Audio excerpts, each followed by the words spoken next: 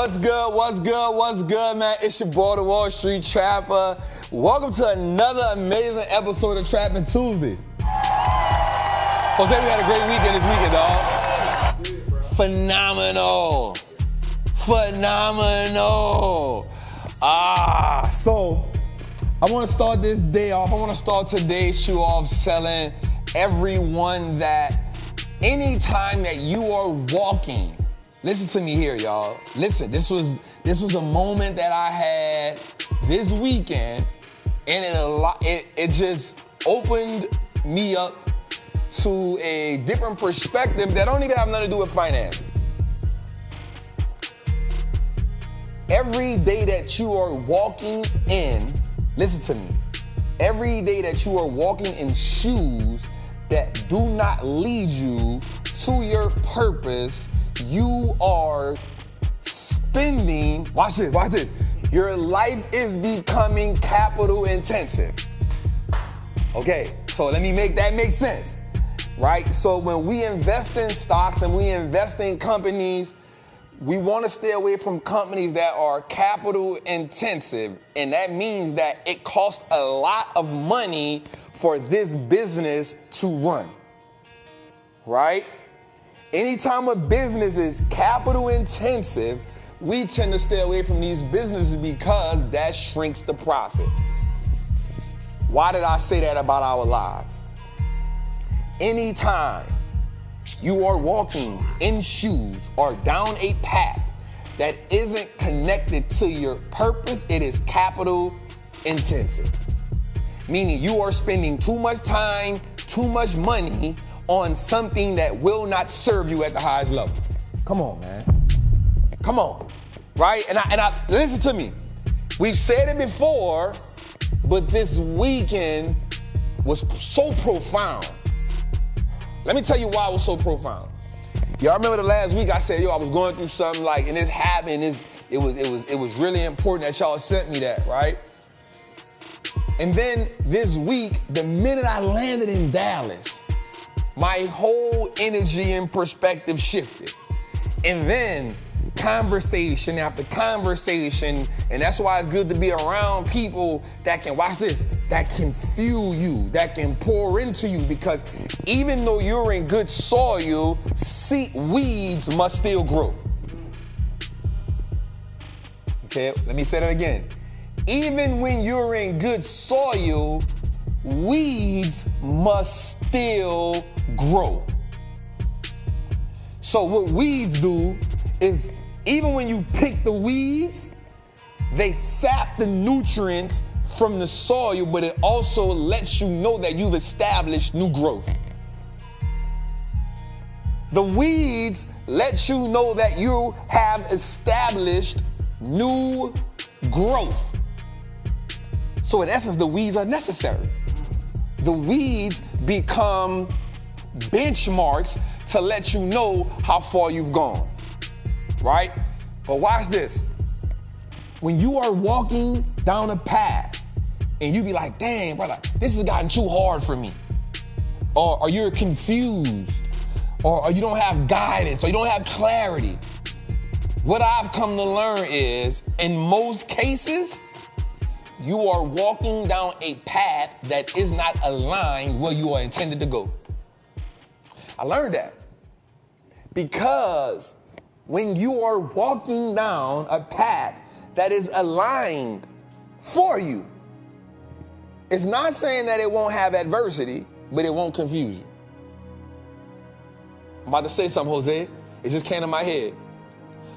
Don't let your calling be a calamity to chaos. Jose, don't let your calling be a calamity to chaos. A lot of times, that's what happens. And I've said this before in the show, Jose. I've said that your best play isn't in God's playbook. Now, y'all know I'm not trying to preach or nothing, but here's what I want you to know. Your best play is your best play. It's not God's best play for you. And so sometimes our best play puts us in chaos, and because once we get into chaos, we lose all control, and focus. Jose, I came out of this weekend so clear. It's like I just understood what was necessary for where we going at, where my business is going at, where I want to take people at on a journey, who I'm willing to fight for, who I got to let stay on the side. You remember when Peter was on the boat with Jesus? You remember when Peter was on the boat with Jesus, right? And he started panicking. It's like Jesus got out, he was asleep. He was relaxing. And he got up mad. Not mad at the storm. Bro, what is you panicking for? You? So watch this. You said what you just said, Jose? You are with me. So your best play causes you to panic. Your best play causes you to be confused. Your best play causes you to walk into chaos because you think that's the best. Don't let your calling be a calamity to chaos because mediocrity is expensive.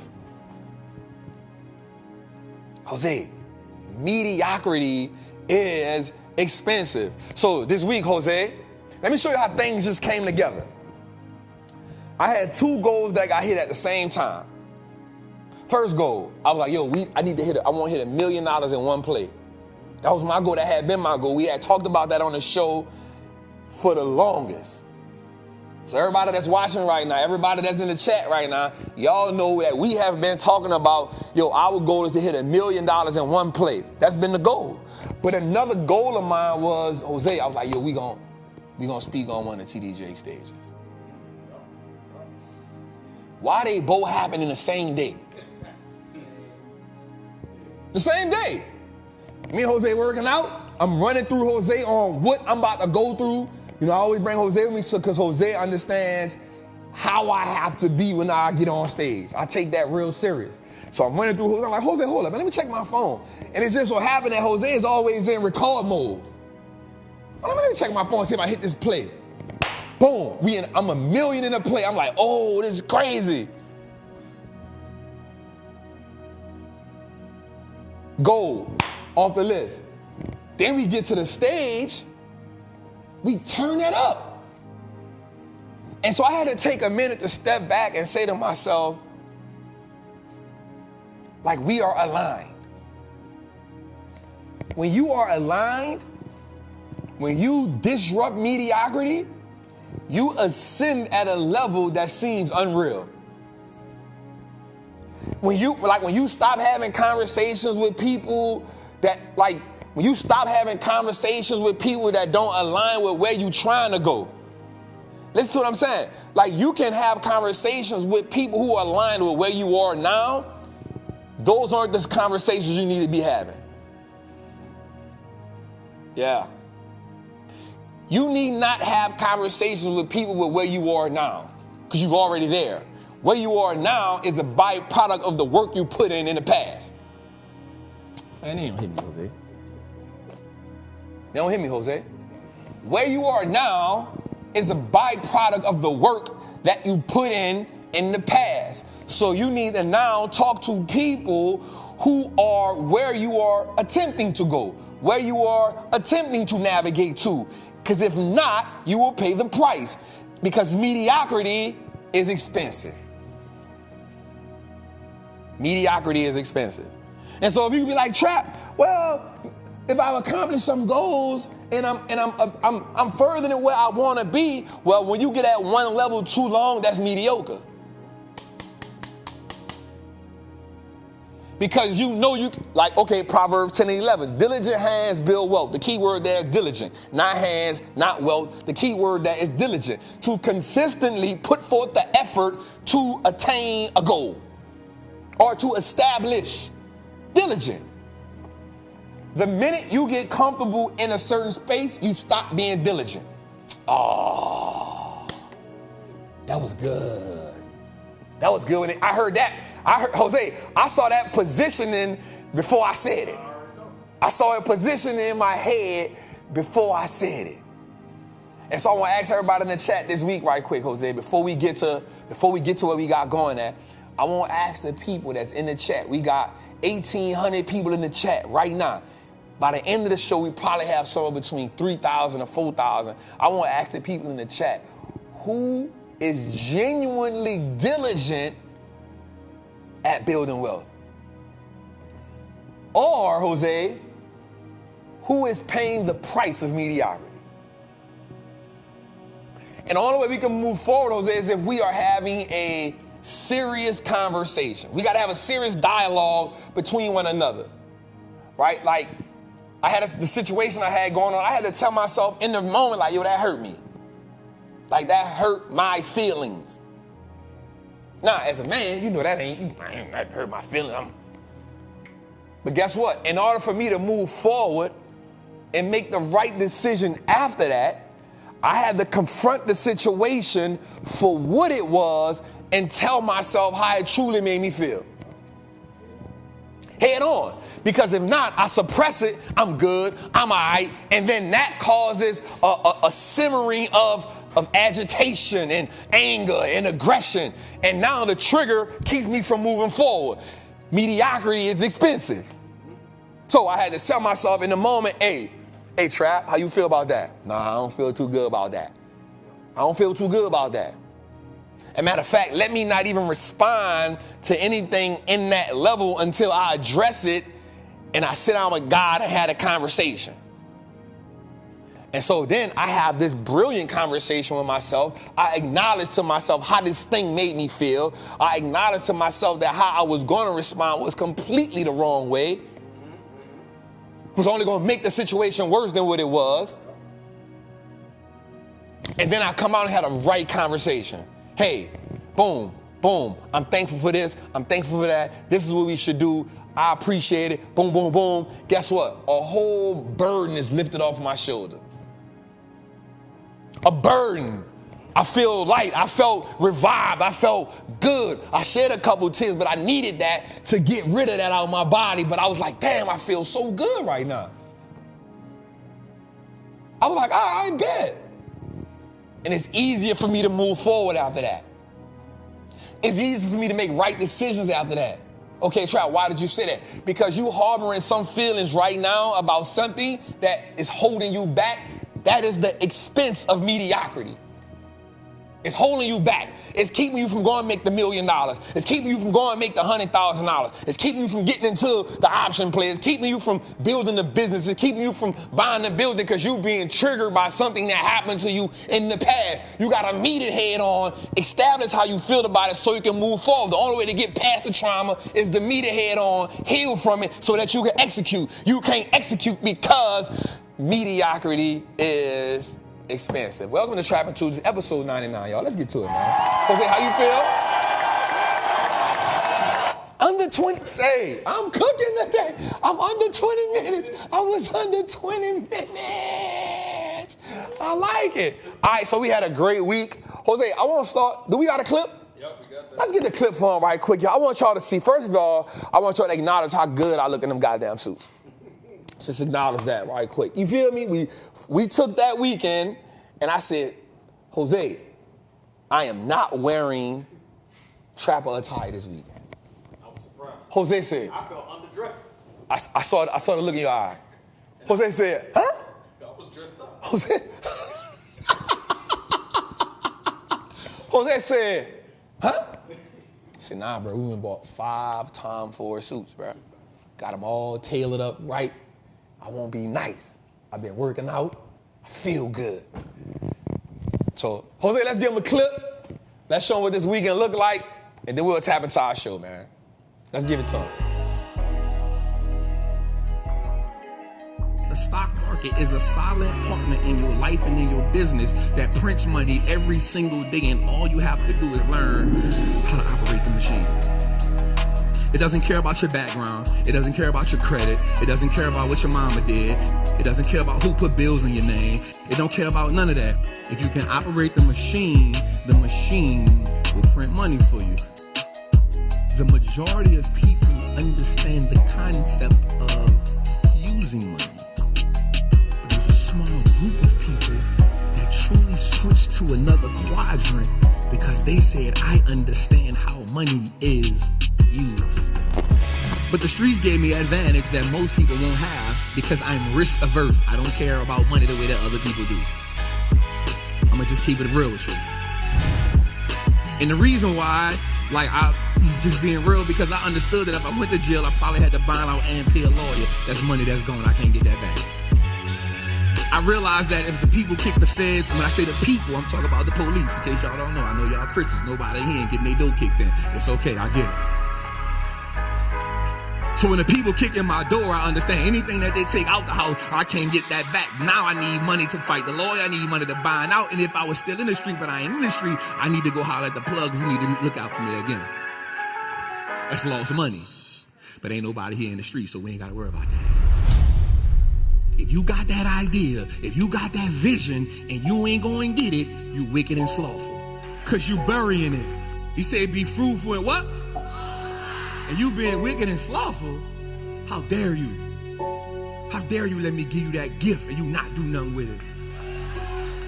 How dare you let me put that vision in you and you not do nothing with it? How dare you let me give you the idea to change the world and you get scared?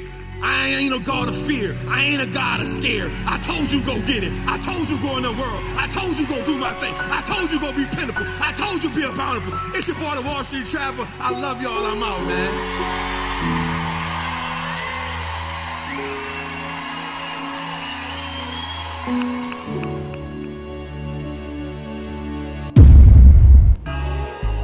Hey, man, golly, man. Shout out to my team, man. Come on, man. Turn me up, dog. You need to clap a little louder. I don't clap a little louder. Let's see. There we go. So, man, we had an amazing weekend this weekend, man. Shout out to my team because we were just pumping out clips this weekend like crazy. Shout out to Jose because I had him in the gym with me. Y'all know that's a struggle. Between him getting attacked by birds. He was dying out there, so let's get to it. All right, so let's start off with our mantra, and then we're going to get into the show, y'all. Let's get straight to it. Let's go, man. I am a certified Wall Street trapper. I am confident in my ability to make great investments. The stock market is a machine that prints money, and I am more than capable of operating this machine. Not only will I free myself, but my family will eat for a lifetime based on the information I apply today. I'm a money maker and a wealth builder. Today, I break all chains that anchor me to that poverty mindset. My ancestors will smile now because I've turned our last name into an asset. My family's purchasing power will increase indefinitely. Today, I make the declaration that no longer will I be a slave to money. No longer will the generations behind me inherit lack. No longer will I submit to selling my time for money. I am a first-generation millionaire. I am the architect of my family's legacy. I am the certified Wall Street trapper. And Wall Street looks like us now. Let's go, Tootie. All right. Jose. Every time I get in my chair, Jose, I be remembering the time when it fell on me. You hear me? It only take one. I got trauma. And when you fail, so did I know. All right, man. So let's get into it this week, man. We got a lot to talk about. We have a lot of great things happen this week in the market. But you know, Tootie, let's start off with the portfolio first, Tootie, before we get into it. Yep, let's start off with the portfolio so we can get that out the way right quick. Let's get into it, Tootie. All right, so as of right now, the count is at 3.49, which is good. All right, so today we made 181,000 total gain year to date. Well, in the portfolio right now is 2 million. We've cashed out so far year to date 1.6 million, and I'm gonna have to sell some position, Jose, because all I got is 7,000 in cash. So I gotta sell something, Jose. The reason why we showing this right now is because I always want people to see that, like, when somebody telling you like they are killing it, they should show you a couple things. They should show you anybody that's teaching you the game, right? They should be showing you what have they cashed out year to date, right? What have they gained in total? And then what have they gained in a day, right? So today we made 181. In total, that means assets working that has made profit so far, we got 2 million. So we got 2 million in profits working right now. It's just profits. And we've taken out 1.106 million. But I didn't put that in my pocket. That 1 million went right back into the market. So why are we taking out this time? So, good question. So Jose asks why. See, sometimes I think about giving you a mic. Sometimes I think about giving you a mic, dog. All right, so Jose asks why we're going to take out now. Well, because we only have 7,000 in cash. And so what we want to do, Jose, is we want to always be able to be in position to buy bulk contracts. You know, for me, I like to buy 20, 30, 100 contracts, right? That's how I'm able to get the profits that I get. But the profits all come from the market. I haven't put no new money in this account since I started it. We started the account with 400,000. I apologize. We started the account with 400,000 in 2022 when we started Trappin Tuesdays. And from there to now, it has grown to 3.5 million. So that is us just putting money to work. And the crazy part is this year, you know, I think we started the year off January 3rd at 1.5. So from January 3rd to now, we've been going crazy. Let's go a little further, Tootie. All right, not this one. Yep, so we'll start here. So first off, we'll get in our option plays. So first play up, we put this in. This is one of the plays we put in last week. Right now we down 500, but we was up on that play and then went down. Second play is you see the AMAT. And matter of fact, while I'm looking at it, let me give y'all the percentages. I definitely got to give y'all that. OB, how you feel about the AMAT play, dog?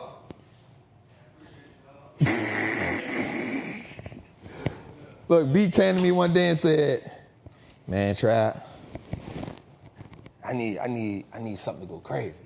And I was like, B, you think I got a magic wand? What you think, I just tap the market and make it go?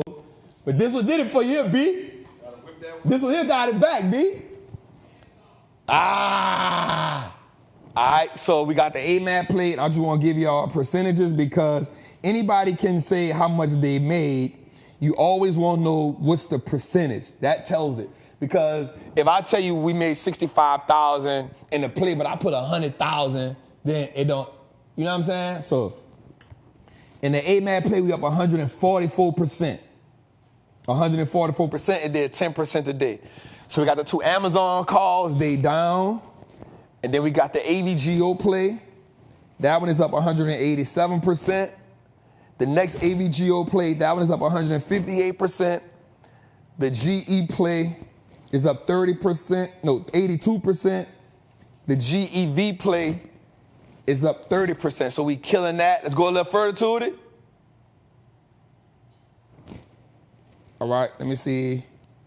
Go back. Where the one that start with Google, Tootie? Flip, because I want to do it in order. No. Don't tell me I ain't give it to you. Yep, right there. Good job, Tootie. All right, so y'all know we sold the other Google play that was up. I had to cash out because the date was June 21st, so we cashed out on that. We took that 60,000 and made 3 new plays. All right, so the Google play is up 87%.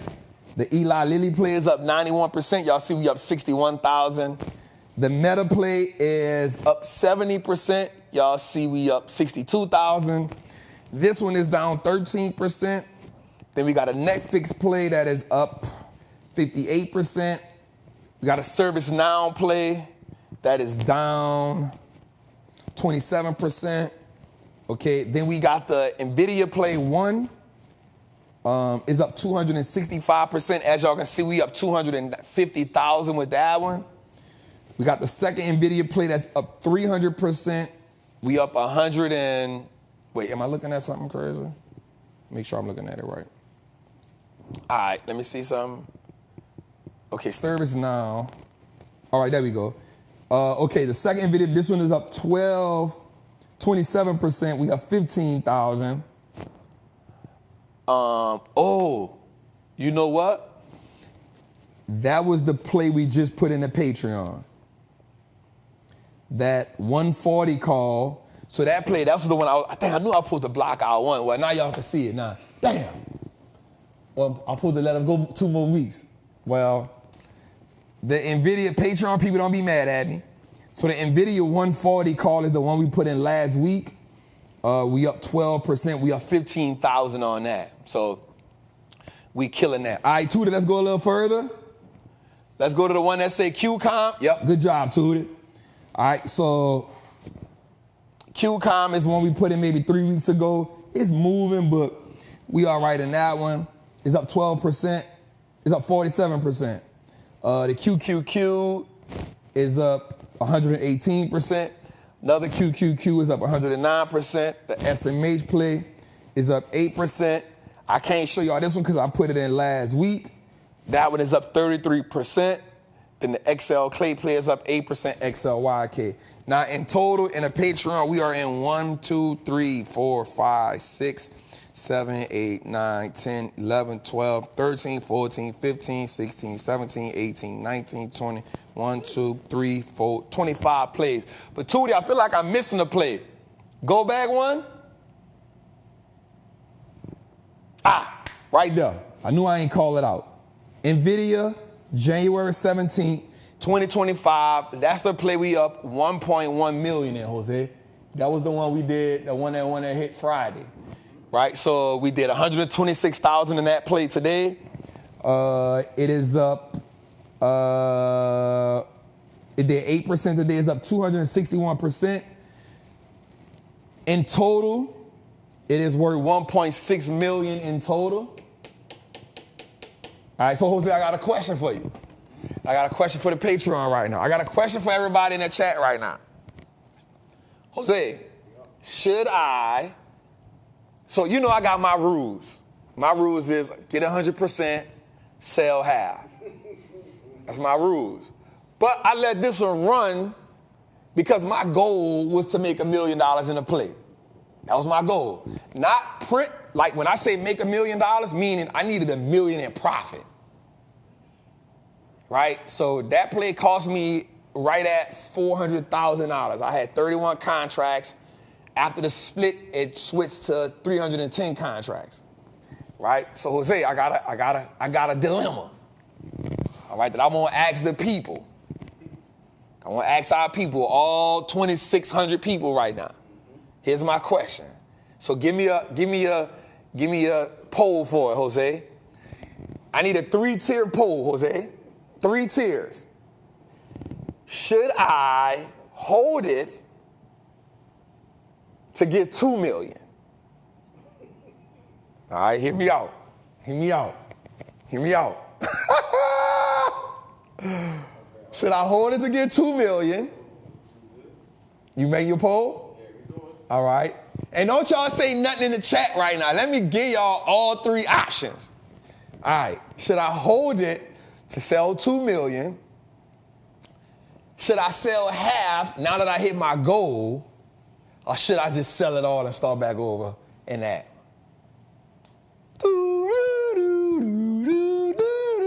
Come on, Jose, what you got? You got to give me the Jeopardy button, dog. I need that button. Yeah, demonetized. Then we going to get demonetized. Today, you got to create our own version of Jeopardy, dog. All right, Jose, what they saying? All right, here's the question. All right, do we hold it to get the 2 million in the play? Do we sell half because we reached our goal? Or do we sell it all to start over? Oh, that's right. I can see it. But you can't see the numbers. No, you got to let me see the numbers. So right now, we have 60% of the people say, hey, sell half. 60% of my people say sell half? All right. 8% say get that 2 million. How many percent? 28. 28% say get the 2? Yup, and about 10 to 11% said, hey, bro, start all over, bro. All right, so we got some guests in here today. I met them in my business mentorship that I just been a part of. Dope, phenomenal mentorship. I met some amazing people. And one of the things that I'm going to do is I'm going to introduce some of the people that I take on the next level with me, because wealth is about more than stocks. So we got some amazing people in here. I know we have some One of my guys is in laundromats, right? That's what he specializes in. We definitely got to get together. I was in the class with the OG. His brain works. Here's the crazy part about the OG, right? Like, he moves at such a slow, methodical pace. But when you hear him talk, you know he about to spit that real shit. Like, he about to give you some play to make some money in this real estate. But the way he talk, you be like, he'll be like, yeah, so the way that I see it is what worked for me. So we took the couple million and we built this property from scratch. And then we decided to do 4. But we didn't want to go to Airbnb route. So what we did, you're like, OG, spit that shit out, OG. But you listening to it because you know when he finished, you're going to be like, damn, that shit was gangster. You know what I'm saying? So we got the OG up in here, and I don't know you out the gate, my friend, but we going to meet before the night. What you do? Tell me. I knew we had a developer in here. So I was going to say that. So we got a laundromat specialist. OG does the short term, and I was in a room with so many people that said they go to the OG for the game. I was like, yeah, bingo. That's why I call him the OG. And I voted for you too. I want you to know I voted for you. I voted for you. I need you to know that. And then we got a developer in here. So let me ask y'all a question. I'm a sorry queen. What do you do? I'm a television producer and I'm also a realtor. Television production. See how God be working? See how God be working? I already know she came in with the looking like, yup, that's wrong. That shit wrong. He could do this a little better. Now that I know that, her whole brain, I'm with the boop, boop, boop, boop, boop, boop. I already know. So let me ask y'all a question, starting with my guy. What you think? Based on the question, hold it, sell it all. Hold it, sell half, sell it all. I would hold it, sell half. You would what? Sell half? What you think, Queen? Sell half. What you think, OG? Sell half. What you think, my guy? He going for the 2. He going for the 2. He said, shoot for the moon, family. All right, so Jose, let's see what our audience say. Let's see what our Trappin family say. 60, 35, and 9. So 60 sell half, 35, roughly 34. Say hold it, get that 2 million. 9%, hey, we starting over, bro. All right, that's good. Y'all don't know what I do on the next episode of Trappin Tuesday. You still see it up there. No. All right, so let's go a little first. So if you want to join the Patreon, man, definitely tap in with us, man. Y'all know. And I want to say this too. Look at the percentages we up. So 12%. No, let me see. Total. Where is that? Total. What my percent? All right, so listen to this, Jose. How many players we was in? 20-something? 25 plays, right? So first of all, that's fund manager talk. That's big boy talk right there, dog. I love the game, Jose. I play this game, I'm going to say something, and it may sound weird. At this point in my life, I don't play the game for the profit, Jose. It's a sport at this point to me. And now it's time, like I'm just playing a sport. And I like seeing people win. So my fam came today, Lee, right? So Lee came to me the day we was outside talking, and Lee bought me a tablet thing. She was like, bro, you got too many notebooks. You can travel with it. She said, but listen, I fired my financial advisor today. I say, why?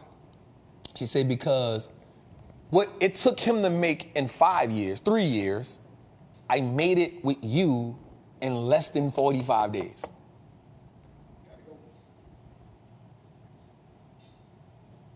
She said there was no need. There was no need.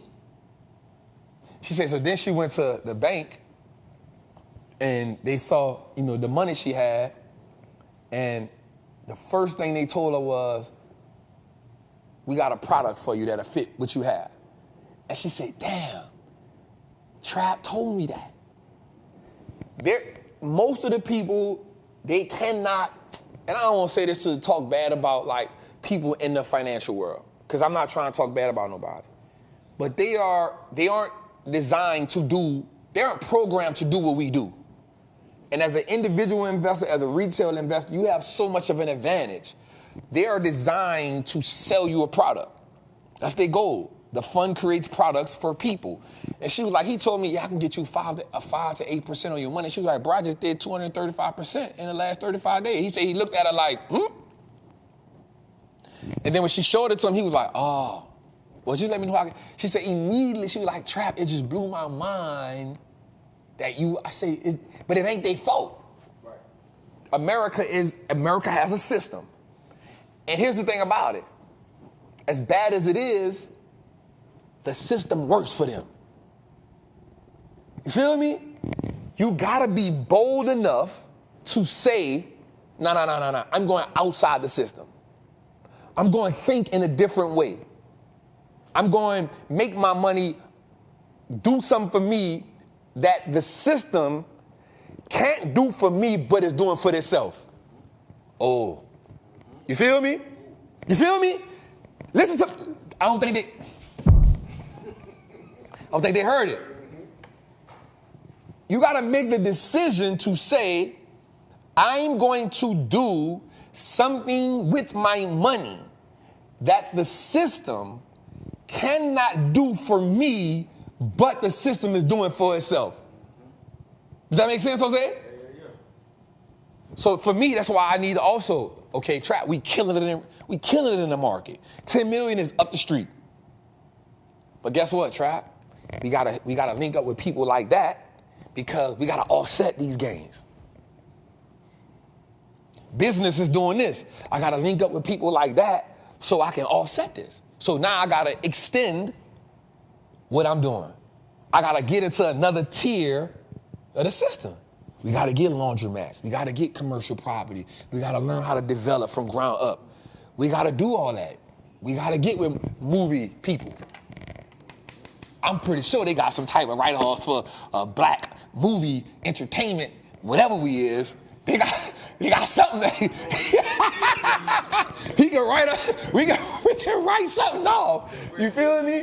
But it's what happens is we gotta learn how to play the game. And I never try to tell nobody like to walk away from their job. That ain't never my thing. But what happens when you learn how to make your salary in a month? What happens when you learn how to make your salary? But guess what? In order to do that, you gotta be bold. You cannot let the calling be a calamity to chaos. Mediocrity is expensive. If you don't understand, watch this, Jose, we said this in the thing. There are people that know how to use money, and there are people, a small quadrant of people that understand how money is used. 89% of people in America know how to use money. There's a small percent of people that understand how the money is used. And when I say how the money is used, I mean how to take income, turn it to capital, how to take the capital, put it into an asset, how to write the asset off, how to pass the asset down, how to get depreciation. Like, we talking about a whole different type of ball game. And this is why you cannot keep conversating with people who are on the level you are on. That's mediocrity. You got to conversate with people who are ascending to levels where you won't go at. Oh my God.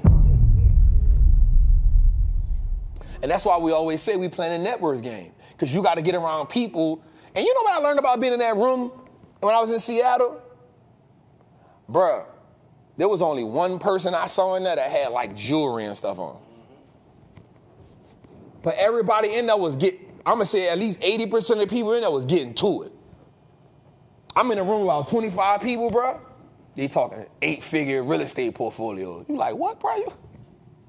You got on some Dockers and some Eastlands, man. What we talking about here, bro? Some what?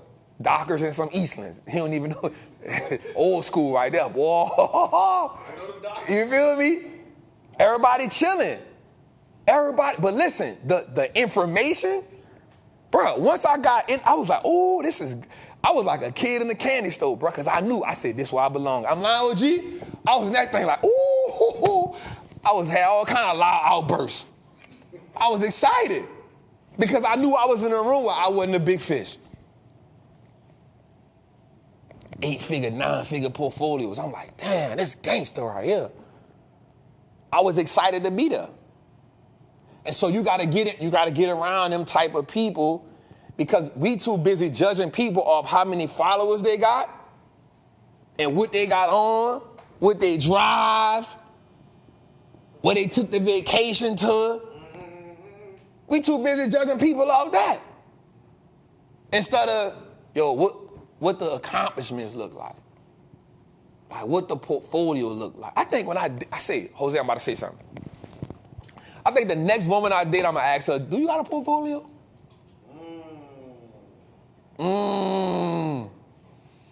That might be a cold-blooded. That boy is good. Jose! I think I struck gold with that one. I may have struck gold with that. I like that. Yes. What's your drink? You want to do what? Oh, that's phenomenal. You got a portfolio? I'm serious about the show. There you go. We got the media. We got the media right there. What you talking about? We got ideas.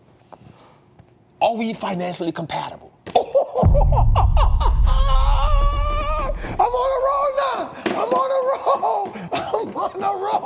Jose, I'm on a roll. I'm on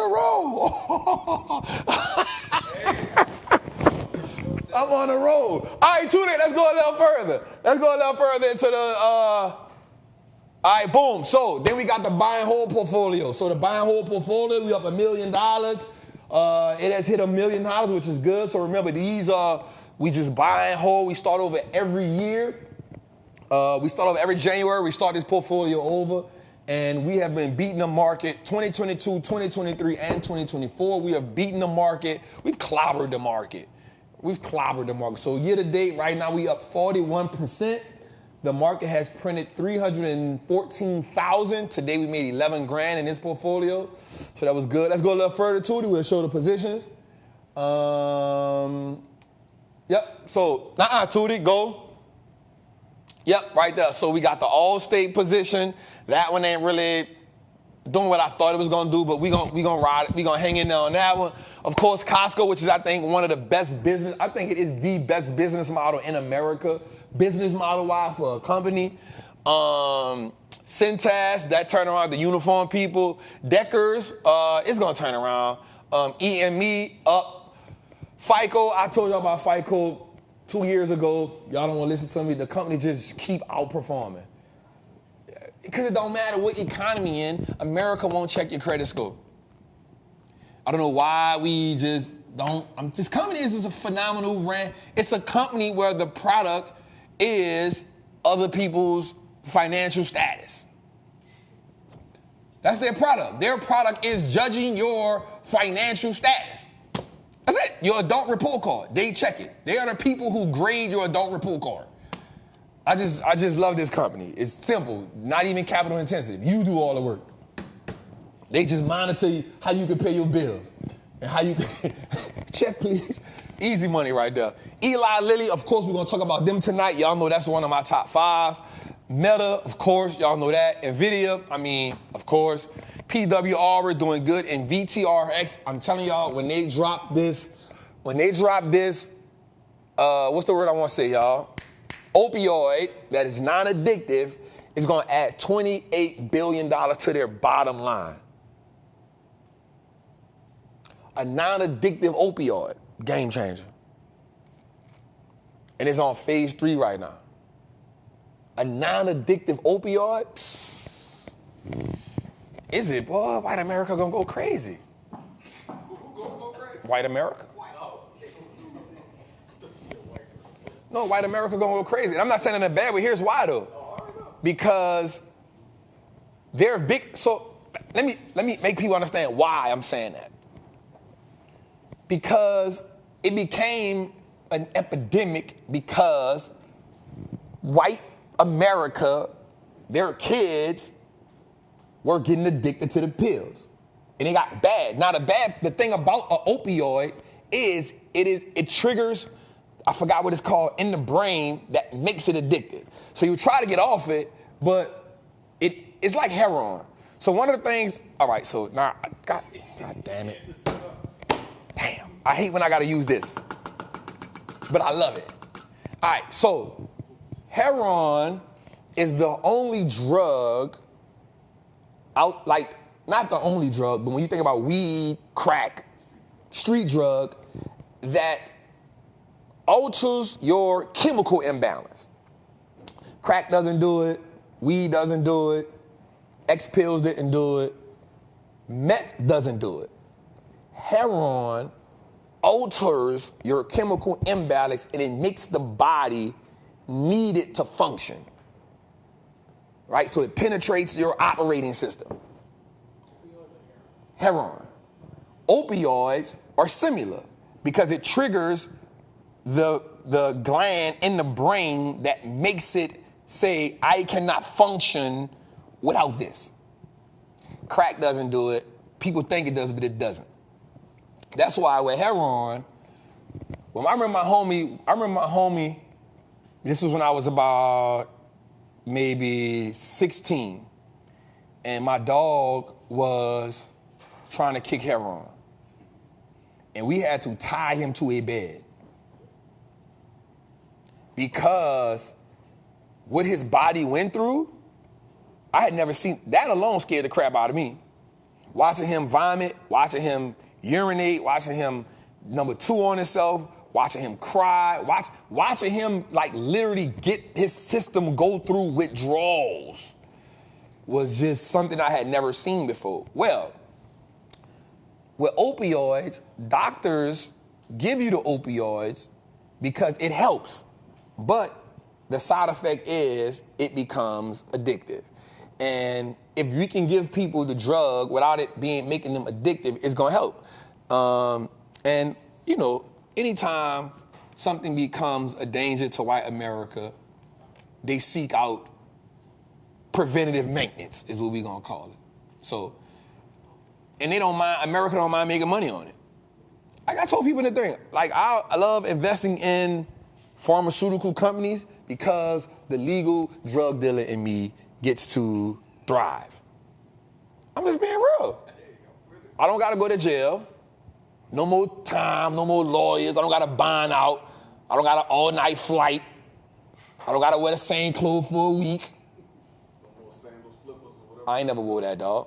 What you wore? When? What you wore in the jail? I always had my shoes on, dog. Kept my shoes on, dog. Never catch me slipping. Never. Shoes always on. Knife always in my pocket. Stop. You asked. You did that. You did that. You did that. I didn't do that. You did that. All right, so let's go a little further, man. Today, word on the street. Let's get to it, man.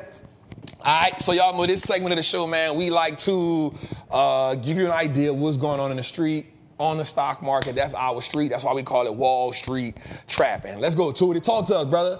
All right. Oh, damn. My bad, Tootie. I think I set you up for failure, dog. I think I set you up for failure, Tootie. That's my bad. All right, let's see. My bad, Tootie. All right, yep. Oh, Tootie probably did his homework. All right, the Dow Jones was up today. NASDAQ was up today.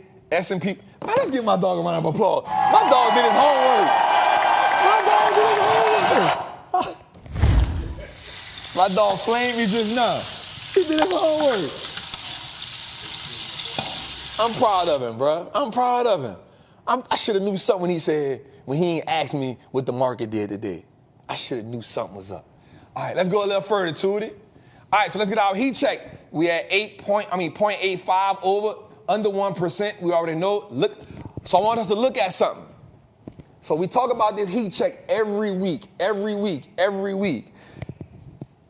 So remember, I said something. Anytime we have about 400,000 more calls than puts, that tells us that the market is in a at least neutral position, right? Last week we had it. Week before that we had it. Now look at it. It's spreading a little bit. 3.7 million puts, 4.4 million calls. That tells us that the market is finding optimism. One of the reasons behind the optimism is Jerome Powell came out last week and said, hey, there is a rate hike on the table. The markets want to see that. The markets want to know, don't leave us in suspense. Tell us, give us, the market looks for Watch this. Price stability, meaning they want to know that prices at some point are going to stabilize. 2, the market looks for certainty. Anytime the market does not have certainty, the market will panic. It's walking on eggshells. Anytime the market has a sense of stability and predictability, it will do what it is naturally inclined to do, and that is go up. Oh my God. They ain't paying attention to me, dog. They ain't paying. So you got to think about it. The market is designed for you to win. 77% of the time, the market goes up. I would take a 70. So when people ask me, Trap, you be doing puts? Hell no. I just sit on the sideline. Or I add another leg into what I got going on. Because why would I, and I'm not saying nothing against it, but why would I put my money in a situation that is more in the market's favor? I'm not saying nothing wrong with doing puts. I know people that kill it, right? I know people that kill it. But for me, I want to be on the optimistic side of the market. So that's why data is so important to me. So Trap, why are you so bullish this year? Well, because I know that it's the election year. And I know that 80% of the time the market ends well in the election year. Trap, why did you make those 5 plays in June? Trap, why did you make 5 plays in June? Because June is the second most aggressive month in the market after April. And what did we saw? We saw April, the market declined by 5%. What did I do in April? Double down, sell my positions, sell 3 positions so I can get $1 million in capital so I can double down in April because I don't look for the bottom, I look for an entry price. Come on, man, that boy cooking right now. God damn. And so now when you see me running it up, I ain't did nothing different. I was already in position. I'm smoking it right now. I'm smoking it right now, Jose. Jose, I'm on fire. Woo! This is your brain. This is your brain on drugs. Come on, man. Come on. I'm smoking right now. I'm smoking right now. Shout out to 3,100 people in the chat, Jose. Certified money printers. Let's get the likes up, though, Jose, so y'all ain't getting the likes up. Y'all know we got to get the YouTube money, y'all. Stop. Come on now. Come on now. Y'all know we need the YouTube money. All right. So, let's go a little further to it. Let's look at our heat map. God, look at that NVIDIA. Bright, we call that fluorescent green, right? We call that, your account just went up a couple commas green. All right, so let's see.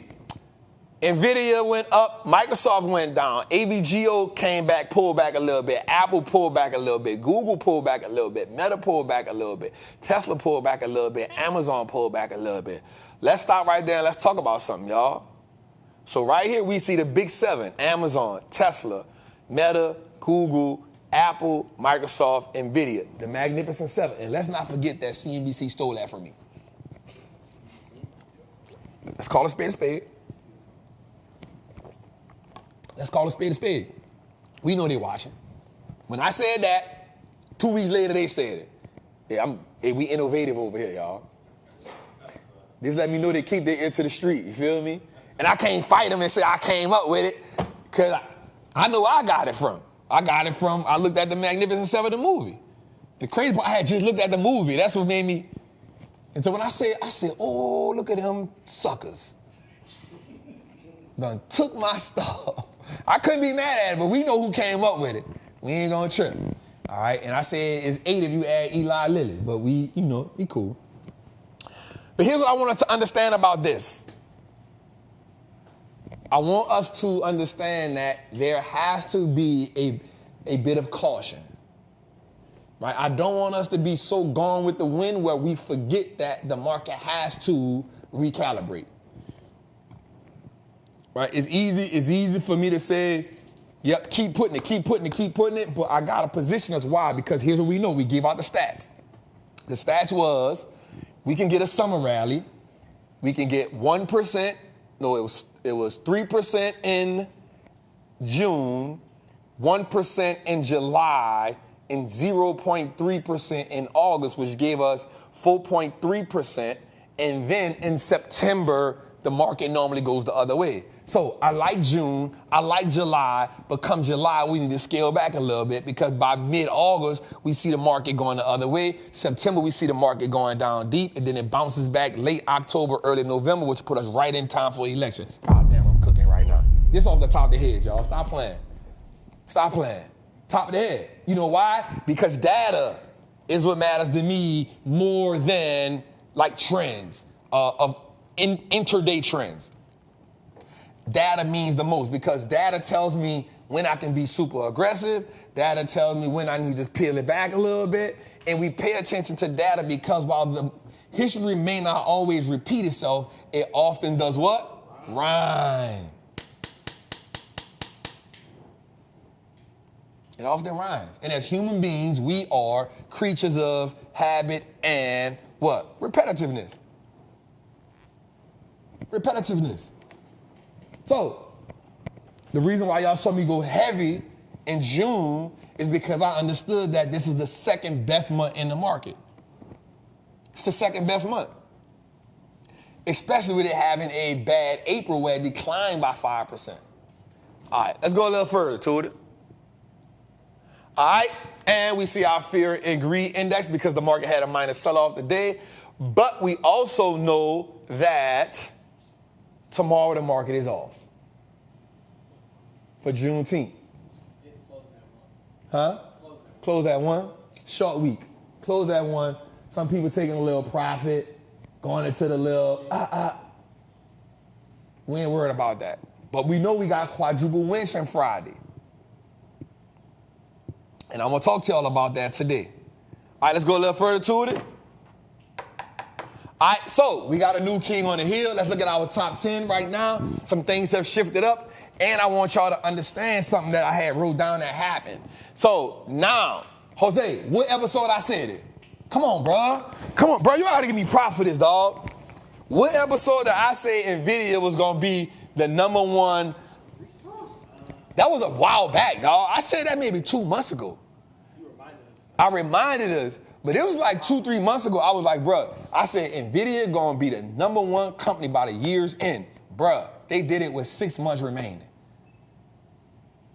Because you know we talk about it every episode. But like when I first said it, #1, I know. I first said it like early in the year. And here's what's dope about that. And what for me, like let me say this, man, for us to really, so I said this weekend, and I want us to take this so serious. Right? I think we got to understand how to play the game. So I have now grown to understand like how phenomenal real estate is. How phenomenal it is. But what I love about the market more than the real estate game is I can print money at a rapid pace. Super liquid. I don't need a middleman. I don't need a bank. I don't need a lender. But guess what I can do? I can print the money from the market and then go buy some real estate and let the real estate depreciation help me out. So it's not an either or. We need to be playing both. We need to be doing both. We need to be doing both. Because what happens, like when you get a day, like, all right, think about this. We made the NVIDIA play in April, May, June. We made the play in April, maybe the end of April. May, June, I put $390 in the play. The play is worth $1.1 million.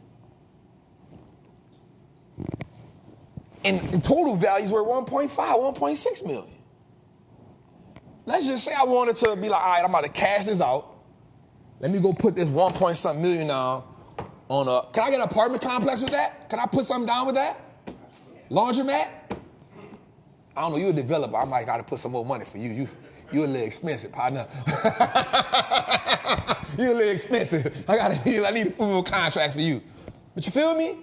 We're going to take 1-point-something million and go to one of my real estate friends and be like, bro, I need to take this and we go find an apartment complex. So in essence, it cost me $390. The market did the rest. In essence, if I was to do that, it cost me $390,000 invested. Now I probably got me a, $4 million? I could get something about, $4 million, $5 million, something up in there? Bruh. Write that off depreciation. Now we talking cash flow. Bruh. It's a different ball game. And I'm in a room, people talking about not paying tax for 15 years. That just blew my mind right there. Man, Trap, you paying too much tax. You don't put to pay tax for 15 years. Wait, how? What? Excuse me? I was in that bit like, that boy is good. I was going crazy in there. They were talking about that. Man, so I ain't paid tax in 30 years. Wait, 30? Bro, I'm 42. You mean you ain't paid taxes since the 90s? What are we doing here? But you understand what I'm saying about this is why we need to play the game. It opens the door for every other level of wealth that you need to get to. That's why I call it a money printer. It don't have to stay digital. You can turn the money, you can turn the digits, watch this, Jose.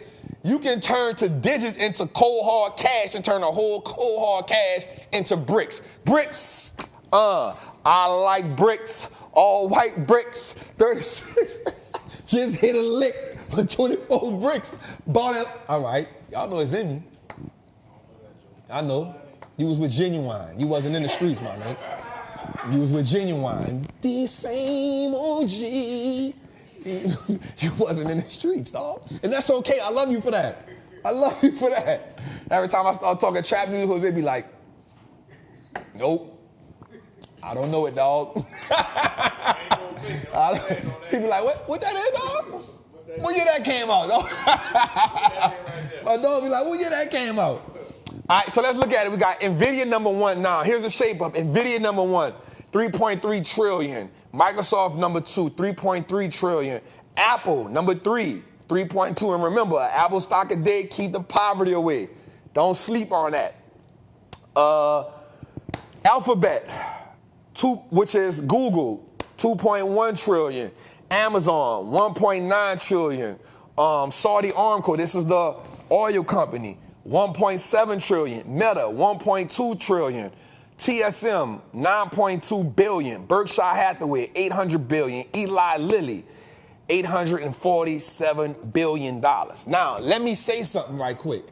Let me dig a little deeper on this, Jose. Watch this. Episode 79. Episode 79, 20 episodes ago. Shout out to Jose, man. One thing he's gonna do is keep his data. 20 episodes ago, we said NVIDIA gonna be the number 1. I said, bro, by the end of the year, it's gonna be number 1. It did it with 6 months left. I'm about to go even bolder, Jose. It's 3.2 trillion now. 3.3 trillion now, Jose. Watch this. Watch this. Watch me, Jose. By the end of 2025, early 2026, it'll be worth $5 trillion.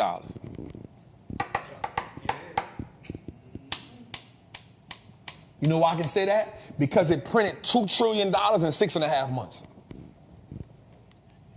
It printed $2 trillion in market cap in 6.5. Bro, this is insane. And here's what I need us to understand as first generation wealth builders, as people who are looking to build wealth, people who are looking to breathe life into their economic well-being. You are supposed to be a part of the growth of America. You don't got time to be sitting on the sideline saying, yo, I'm going to go invest in Ford. I'm going to go invest in AT&T. When the last time you heard somebody say, I'm about to go buy a new Ford? I'm just saying. When the last time? When the last time you heard somebody excited about how AT&T is revolutionizing the world? Bro, you ain't seeing commercials no more. You feel me? But when we think about growth, you can go ask a 7-year-old right now what kind of car they want. They're going to say, I want a Tesla. Growth. It may be going through some growth. You go ask them what they want to be when they get older. I want to be a YouTuber. The generation in front of you, the generations behind us, the generations in front of us are telling us where the world going at. And we see it every day. All right, watch this. When you think about When you think about ordering something in the world, when somebody asks me where you got that book from, I'll be like, where you been at? I got it from where 89% of America get everything else from. Amazon. And if you real funky with it, you got Amazon Prime. You might get it the same day. Before 5. You feel me?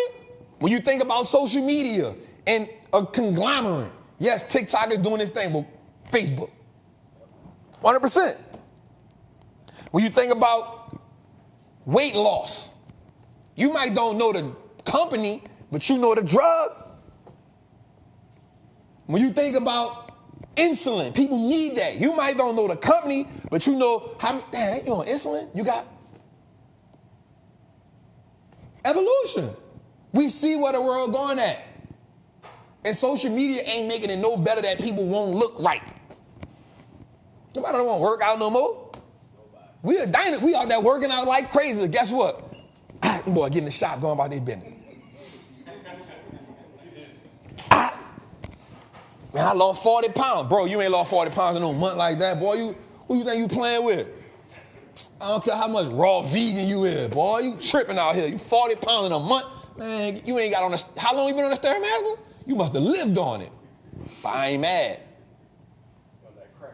You feel me? We see the way the world going. So for me, the market always gives us an opportunity to be a part of growth.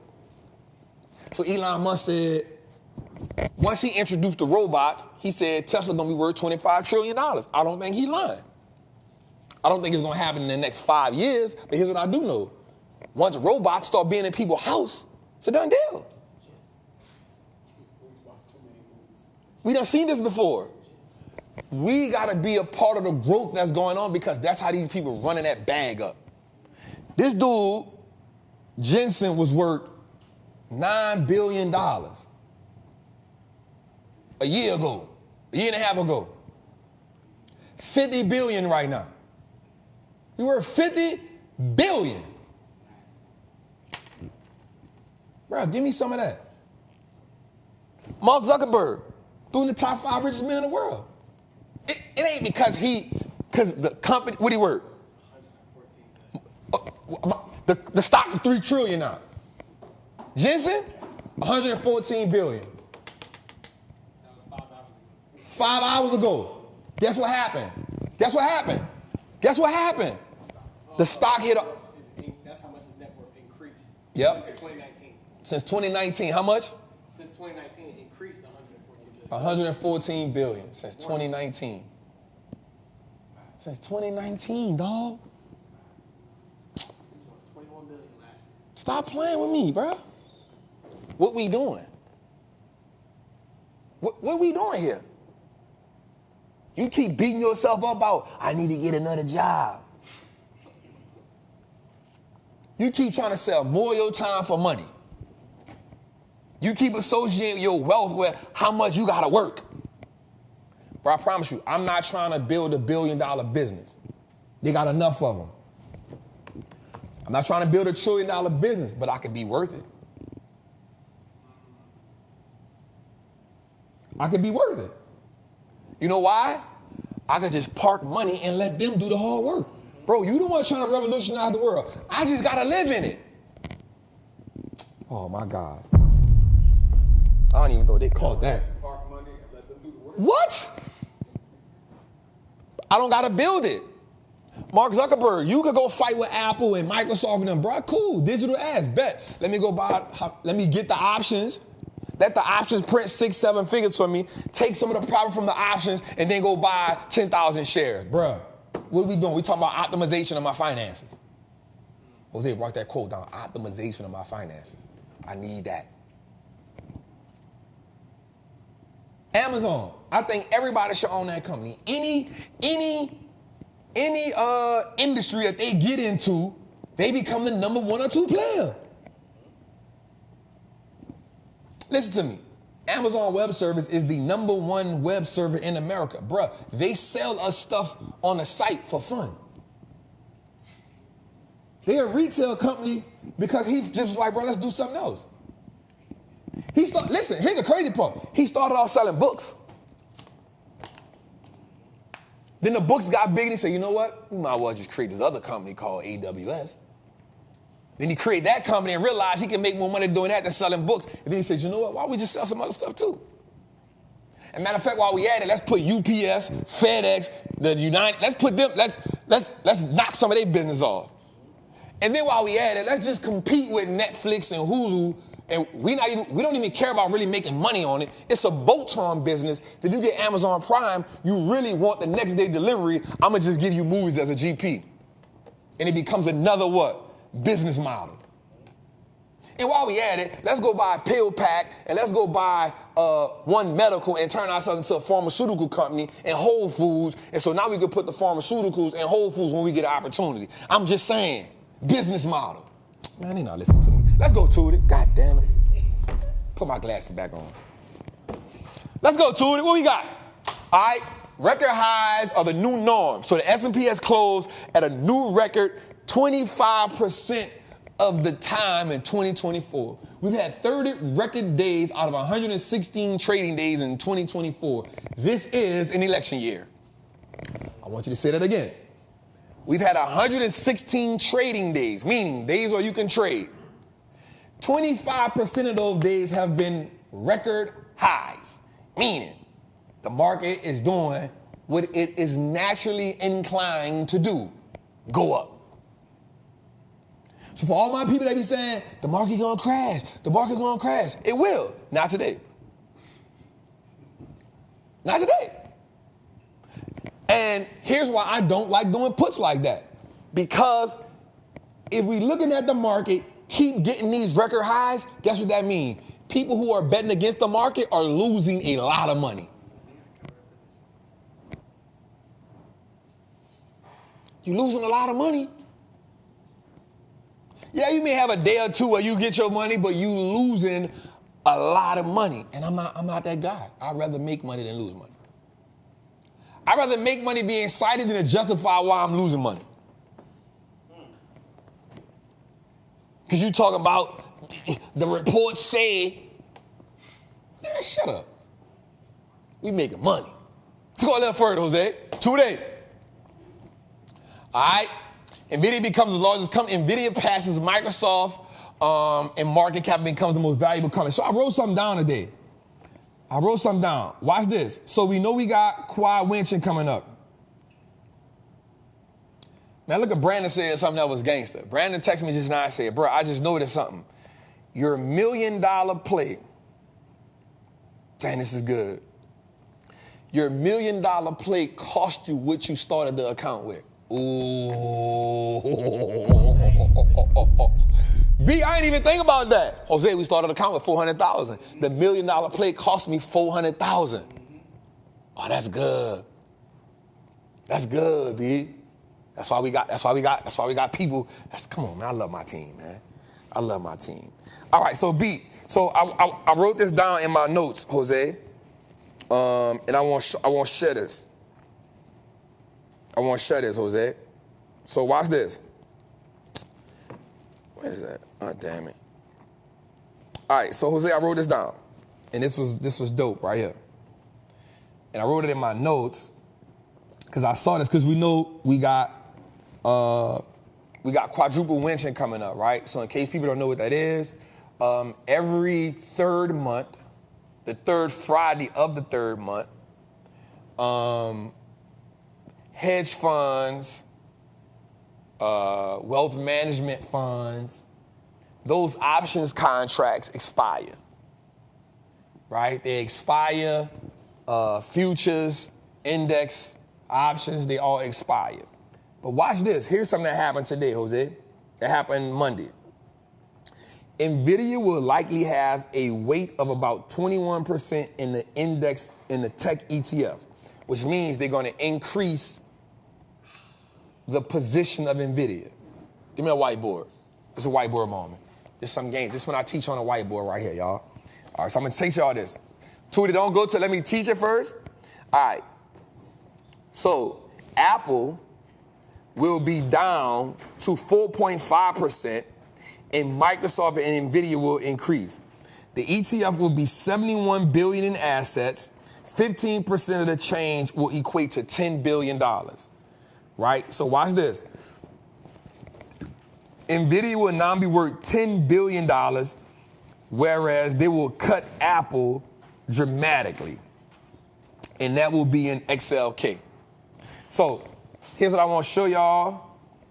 You know, I got to show on a whiteboard because I know y'all going to be like, Trap, I need to see what the hell you talking about because I don't understand what you're saying. I get it. I get it. All right, so let me go with it. XLK so y'all can see it. Why am I, is on? Is on? Turn it on from the back. Yeah. So all my people that's in remember I get an XL Play for free on Instagram. And nobody ain't want, I don't know who got it, who didn't get it. Let me see something. All right, boom. All right, so watch this. All right, Tootie, you ready for me? All right, so let's go to this. All right, so watch this. So we already talked about like inside the ETF, we understand that like let's say you own an ETF. So we're looking at XLK, right? So the top 10 of it is, watch this. Microsoft equals 22%. Apple equals 21%. And then NVIDIA equals 6%. Broadcom equals 5.4%. AMD equals 2.49%. And then Qualcomm equals 2.3%. So here's what we're going to do. All right, so inside the ETF, they'll have, so it says 68% of the assets in the ETF are in the top 10 companies, right? They're in the top 10 companies. All right, so we can't see. Calm down. You coming, grasshopper. We coming, grasshopper. We coming, grasshopper. We coming. Tesla will be number one. I don't think so. Not right here. All right. So as we look at this,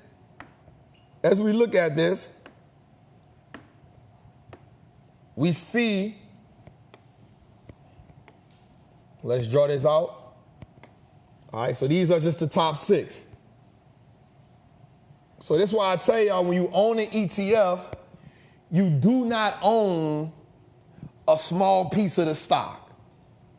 When you own when you buy an ETF, you are buying into the fund, and the fund distributes the money based on how the stocks are separated or portionized inside the ETF.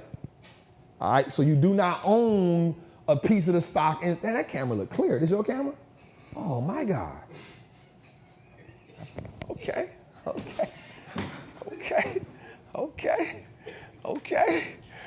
Workouts got me looking slim, boy.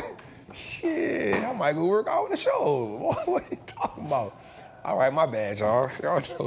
I know I do that. Would that work on TV? Would they would cut me for that? Yeah. She mean, hell yeah, nigga. Hell yeah, nigga, you fired. All right, so. All right, so what we gonna do is, so what they telling us is, yo, they're going to put $10 billion into NVIDIA and bring down Apple. So they're not saying that they're going to take Microsoft down from 22%, but they're going to decrease Apple's position. So what they might do is, and Apple still may be the number 2 position, but they may go from 21% to something like 12%. And put the rest of that in NVIDIA, something like that, right? Or they may move in Apple, they may switch these 2 out and say, listen, we're gonna cut this drastically in half. We'll take 11% of that, bring it to NVIDIA, move NVIDIA up to 17%, and then give Apple the rest and make Apple our number 3 spot. Does that make sense? So that's a rebalancing that's gonna happen. And the reason why they're doing that, and this is why I tell us to do the same thing. We are fund managers of our accounts. Our only goal, I don't care what people be talking about when they be saying, my goal ain't to beat the market. Well, what you doing it for? That's what give you gain. My goal is to consistently beat the market. My goal is to consistently not just beat it, I want to crush it. Crush it. So the market was down by 13% in 2022, we returned 16%. Crush it. The market was up what? 21% last year, we was up 30-something%. Crush it. The market up like 12, 13% this year, we up 41%. Crush it. We want to keep crushing the market. And as an individual investor, you have the same leverage. One of the ways we do that is less is more. You don't need 45 stocks. You don't need to keep trying to, I like this. Everything you hear on the TV, I like this, I like this, I like this, I like this. No. Get you 10, 15 good companies and just dump your money into them. Find the right price point, evaluate the companies. That's what we teach y'all how to do. Evaluate the companies, find price points, buy at discounts. Every dip is not a discount. Don't buy so many dips till you run out of chip. Oh, Jose, you ain't with me right now, Jose. Guacamole, Jose. Guacamole. Right? That's our goal. So when they do this, when they reposition, guess what that means you need to be doing? Repositioning. So right now, because of the stock split, I think I got 8,000 shares of NVIDIA. I had 800. Now I know 10 to 1. I got like 8,000 now, bro. What? I need everything to split. I don't care. Split, baby. But here's the thing. If we see the market pivoting, we see it right in the world. We looking at the world pivot. This is how we maximize our growth. And I truly believe, and I've said this when we went on tour, Jose, I believe that anybody, no matter where you start from, you could be a millionaire in 5 to 7 years. And I truly believe that wholeheartedly. The problem is you don't got the discipline. You haven't learned to overcome the financial trauma, and you're trying to do it by yourself instead of being around a group of people who've ascended past where you're trying to. That's why I make people in the Patreon, hey, show your results in here. For somebody who ain't never did nothing before, they come in the group, they're like, dang, 100%, 300%? Man, somebody hit me today. My girl hit me today, double R. Came to the master class. We was on live today. So she was in Kuwait. She was trading, she was in a Patreon in Kuwait. Well, she was ready to come home. She had made like 20, 30 grand. She was like, I'm ready to come home. So she came home. She came to the portfolio class. She showed me her account. She said, Trap, I hit 6 figures, bruh. I said, all right. She said, the military gives me a certain amount of money. I won't put her business out there like that. She said, the military gives me a certain amount of money every month. I don't want to go find a job. I said, all right. She said, you my mentor. Tell me what to do. I said, all right, cool. You got 6 figures right here. Bet. The military gives you this. Bet. I said, how much money do you have liquid that's not tied to the market? Because you got to have something that's not tied to it. She said, I got about 5 figures. So she told me the amount. I said, all right, cool.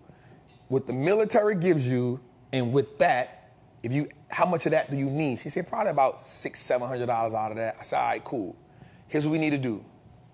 We need to figure out what it costs for you to live in 1 month and what it will cost for you to live in 1 year. And we need to double it. Or at least do it by 1.5. The reason being, because if you do it by 1.5 or double it, you know you've exceeded your living expenses. If you exceed your living expenses, you know you're all right. So she said, all right. I said, so that's the goal you got to set in the market within the next 90 days. She said, all right, cool, I can do it. This is so crazy. The live is on my page. She got on a live today and said, Trap, put me on. I get on a live. She said, bruh, we did 6 figures this month. She said, I ain't never going back. She said from January, she said from June 1st to now, we've done 6. I said, what you did today? Today she did 6.5. She did 6,500 today, and that was at 2 o'clock. She said, I'm good. I'm straight. She said, I can't wait to come in Tuesday so I can show you the account.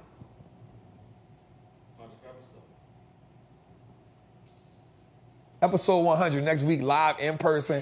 Throw the link in there, Jose. It's going to be special. It's going to be special, episode 100. We're talking about somebody that the goal was by the end of the year. I mean, in 90 days. She said, bro, I just did 6 figures in a month, and we ain't just on the 18th. I still got 2 weeks left. It's the power of the market, bro. The power of following the lead. Saying, all right, Trap, what you said, don't take nothing out? Nope, I'm not taking nothing out then. Turn the profits into more positions. That's what we doing, Trap. We got quad winter coming up Friday. I'm going to put some positions on the side. So once the market pull back, here's the 2 plays I'm going to get in. I say, yep, that's the 2 plays we're going to go get in. She's like, I'm strapped. I'm strapped. And we do the risk management so she can have some money on the side in case the market does fall. She ain't got to panic on losing all her money. Position. I'm just saying, what happens when you make 6 figures in a month? And you ain't had to be an entrepreneur, busting your brain against the table, trying to pay people. What happens when you go make 6 figures in a month? And all you did was chill and get on in the morning, 9:30, or the market on. Bet. And then you emotionally start looking at the market different. Or the market down, you don't start saying, let me take my money out. You start saying, what can I put some money in? We talk about changing the way that you see a machine. And I told somebody, I said, bro, the only way I will stop playing this game, they're going to have to shut the whole market down. And here's the thing. If they shut the whole market down, I ain't the only one in trouble. America at that point done collapsed. Guess what? We all getting it how we live. It's the ski mask way. All right, I'm chilling. It's the ski mask way. We running in that thing. I'm going in. My whole house bulletproof. Well, I ain't tripping. Everybody going crazy. Walking Dead. But what happens when you change the way that you see the machine? Instead of being fearful of it, how do I embrace it? And what's my saying? In order to make 100,000, you got to be cool with losing 10,000. In order to make $1 million, you got to be cool with losing 100,000. In order to make 10 million, I got to be cool with losing $1 million. It's the nature of the beast. It's the nature of the beast. But we get so caught up on the idea of what I don't want to lose, it interferes with everything you can make.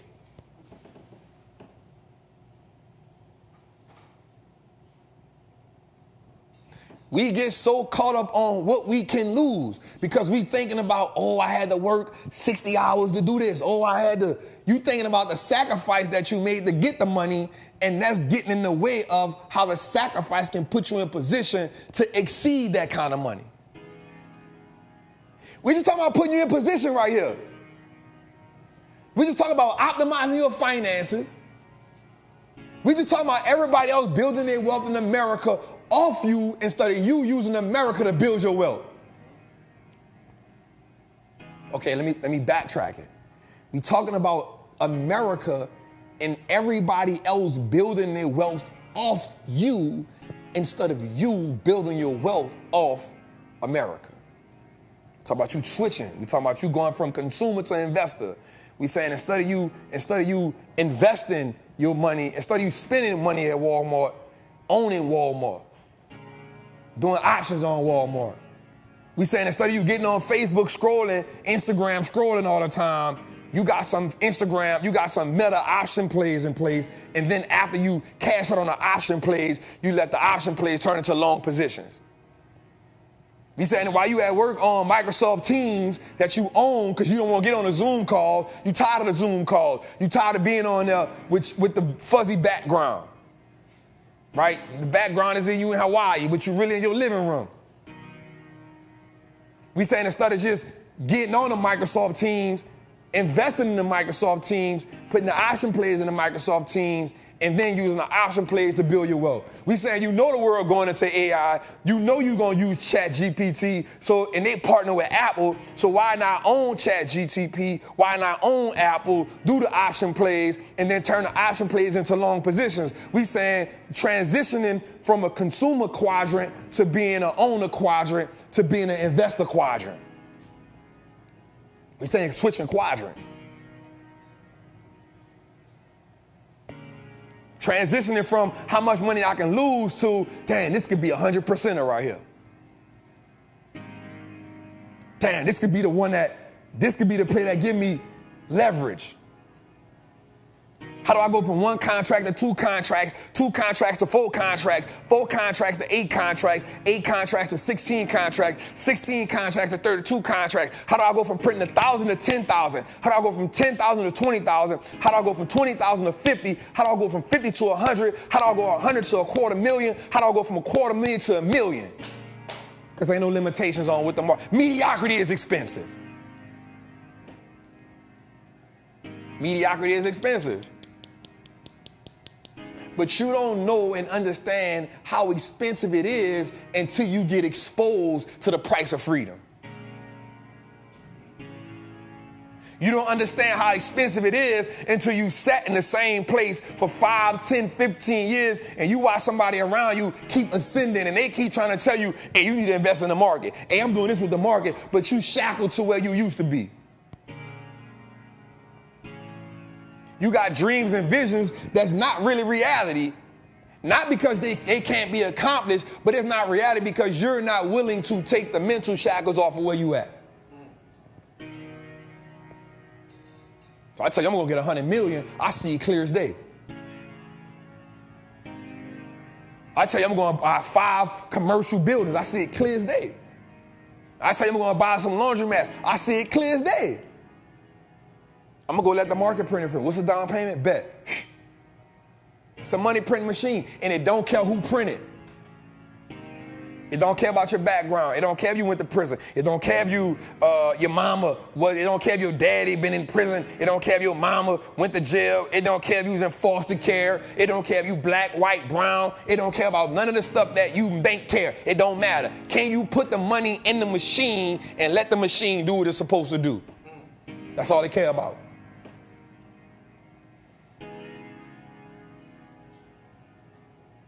That's all they care about. So, back to the ETFs. I apologize. Chapter 2, episode 99. All right, let's go, bro. Today. Hey, you think I'm in church, dog? You think I'm in church, dog? All right, let's go a little further. How y'all feeling? Y'all cool? All right.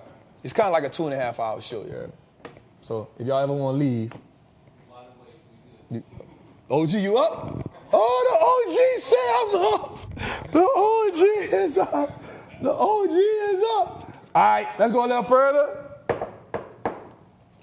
All right, that was a white boy moment brought to you by none other than Trappin Anonymous. You hear me? All right, immediately we went weight, so that's what I just talked about. I don't be needing the slides. I just be out. I'll be going on my move. That's what we just talked about. NVIDIA getting 20% weight, billions invested in demand.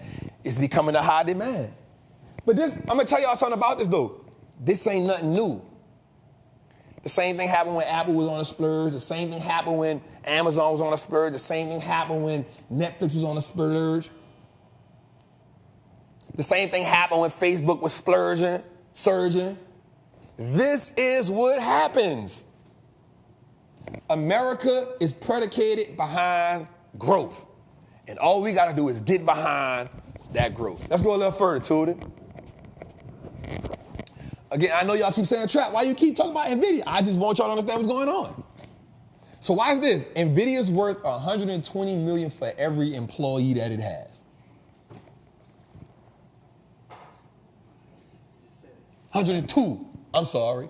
102 million for every employee that it. We talking about the company We talking about what the company is worth.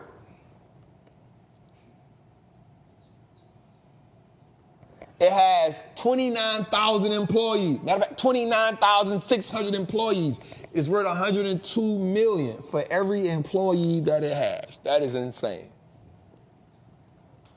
That is insane. But we live in America where poverty is high. We live in America where people are starving. But we got companies worth trillions of dollars. We got people that's worth billions of dollars. You can't tell me that there's a lack in America nowhere. Their employees make roughly $61K to $310K a year. Go ahead. Average employee make $60K to how much? $310K. The average employee for NVIDIA makes between $60K and $310K, but yet from a valuation perspective, they are worth $102 million. Ooh. America making money off the backs of I keep telling y'all. You gonna let them make the money off you, or you gonna, I get my reparations out the market.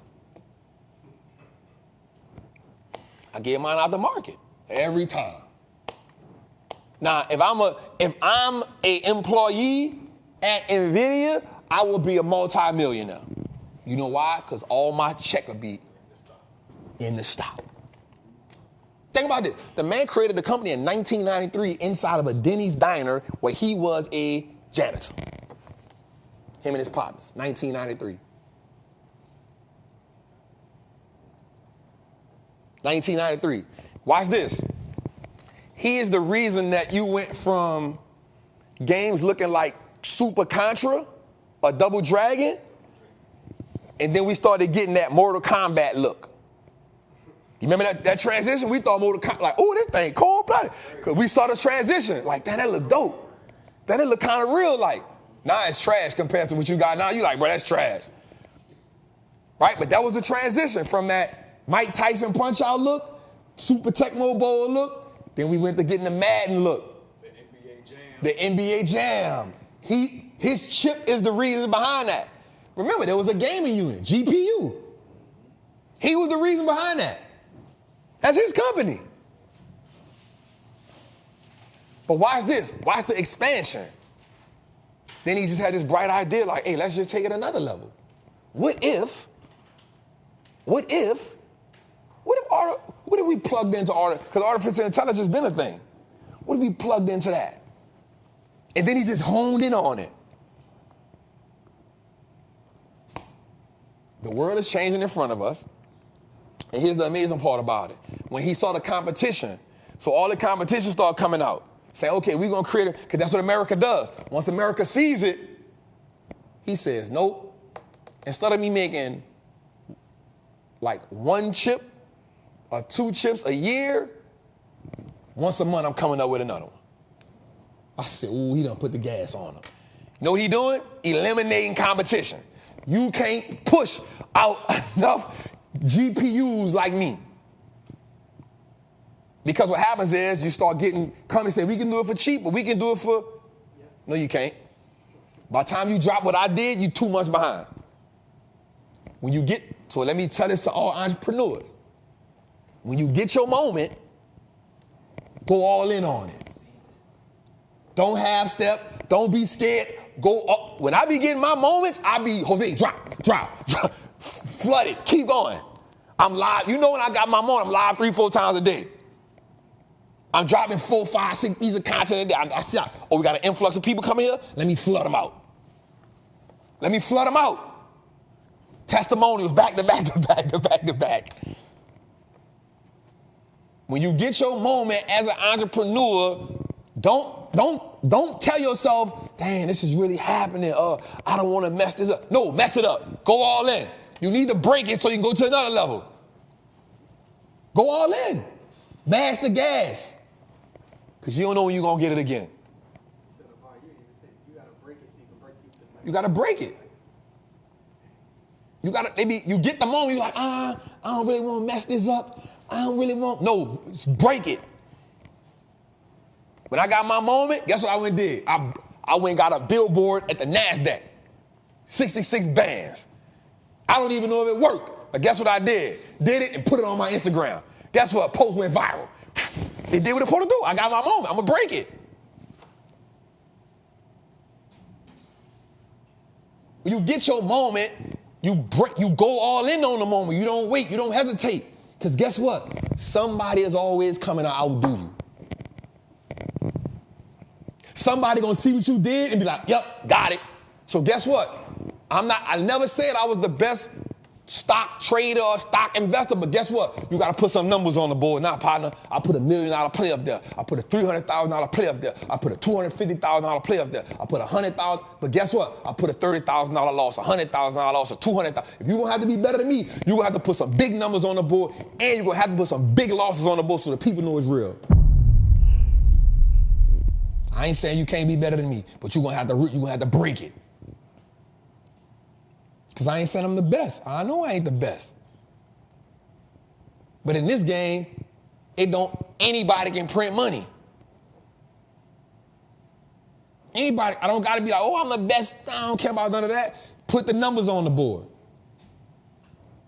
A lot of people better than me. Put the numbers on, because that's what matters.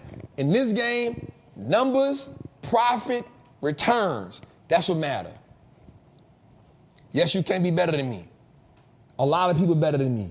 You're going to have to put the numbers on the board. Go put that $1.1 million play on the board. Go put it on the board. Because that's what people want to see. You can't teach me something that I'm doing better than you at it. Nah, bro, I don't want, no. That ain't how I got to go find somebody. Oh, dude did 200 today? And that's why I got to show people now in the community that's making money, because it's normal for me to put a $200,000 deal. You gotta break it. Let's go a little further. Also, let me say this, man. Salute to everybody that's getting money in the market, man. Because I know what it takes to get money out of this market. I know what it takes to get money out of this market, and it ain't easy. It take a lot of, wherewithal is the word I want to use here. All right, so I wrote this down. I saw this today, and this was really, really good. I got this. Let me see something. I know where I got it from. All right, watch this. So I wrote it and I said, every country wants a piece of the American pie. So watch this. It says that foreign holdings of U.S. financial assets has reached an all-time high. Right? So y'all see that graph, but y'all can't really understand it, so I'm about to break the numbers down to you. Foreign holdings has reached an all-time high of allocation, meaning countries from all over the world are now pouring money into American assets, equities, meaning stocks. Why? Because the American stock market is on fire. And while everybody be saying, I don't want to be a part of the American dollar, guess what they come do when they want some money? Invest in American assets. You know why? Because America print money. That's what they do. So watch this. 60% is up. In 4 years, the percentage has increased by 15%, exceeds the 2000 dot-com bubble. Since 2009, foreign holdings of U.S. equities has doubled. During this time, the U.S. has seen 695% rally, while the NASDAQ 100 has skyrocketed by 17%. In comparison, the MSCI, which is an index, has risen by 147%. Foreign investors from all over the world are pouring more money than ever before into the U.S. stock market. And I keep saying to people, listen, let me say this, and I won't say this the right way so nobody take this wrong, right? It's amazing to go visit some other countries. You get exposure, you get to see some amazing stuff. I read somewhere that Finland is the most peaceful place to live. Right? I read that Singapore is evolving at a drastic rate. Right? I read that India is becoming one of the world's largest tech hub, what they doing over there. I love it. I love it. But I ain't gonna move none of them places. I don't know what a laundromat in Singapore is gonna look like. I don't want to find out. I don't know. Right, now my man that's a developer, you might got a whole different. Yeah, you got a different, see, I understand, developing, whole different ball game. But bro, like, assets? Assets? You're not gonna print money like you're gonna print it in America. Now, do we got some imbeciles that be, I be knowing what be going on. But when I was watching this show, and I keep telling y'all about it, y'all need to watch it, it's called America in Color. It made me understand why people flocked to America at one point in time, right? We need to get politicians in place that understand that this country, what it was, what it represents, right? But bruh, we talking about going and build your wealth from zero to nothing?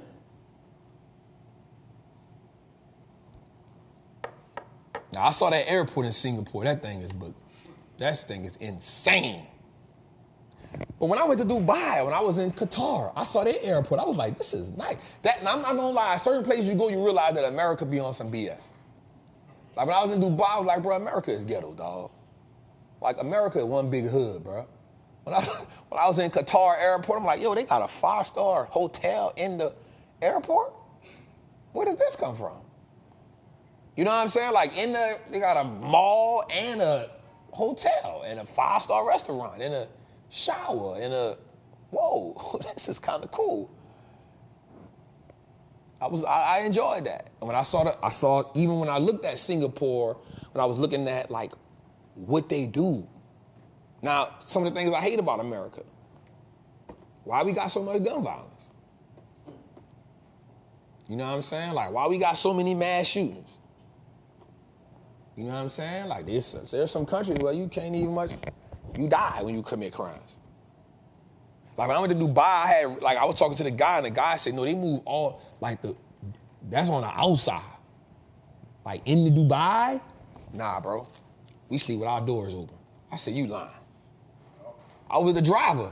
I said, bro, you know me. I said, where the hood at? Not that I won't go, but like I didn't go to that'd be killing me. Like I didn't go to another country to go to the hood. Like I got enough hood. I got 50 states I could go to that's full of hoods, right? He man was like, nah, we don't got that out here.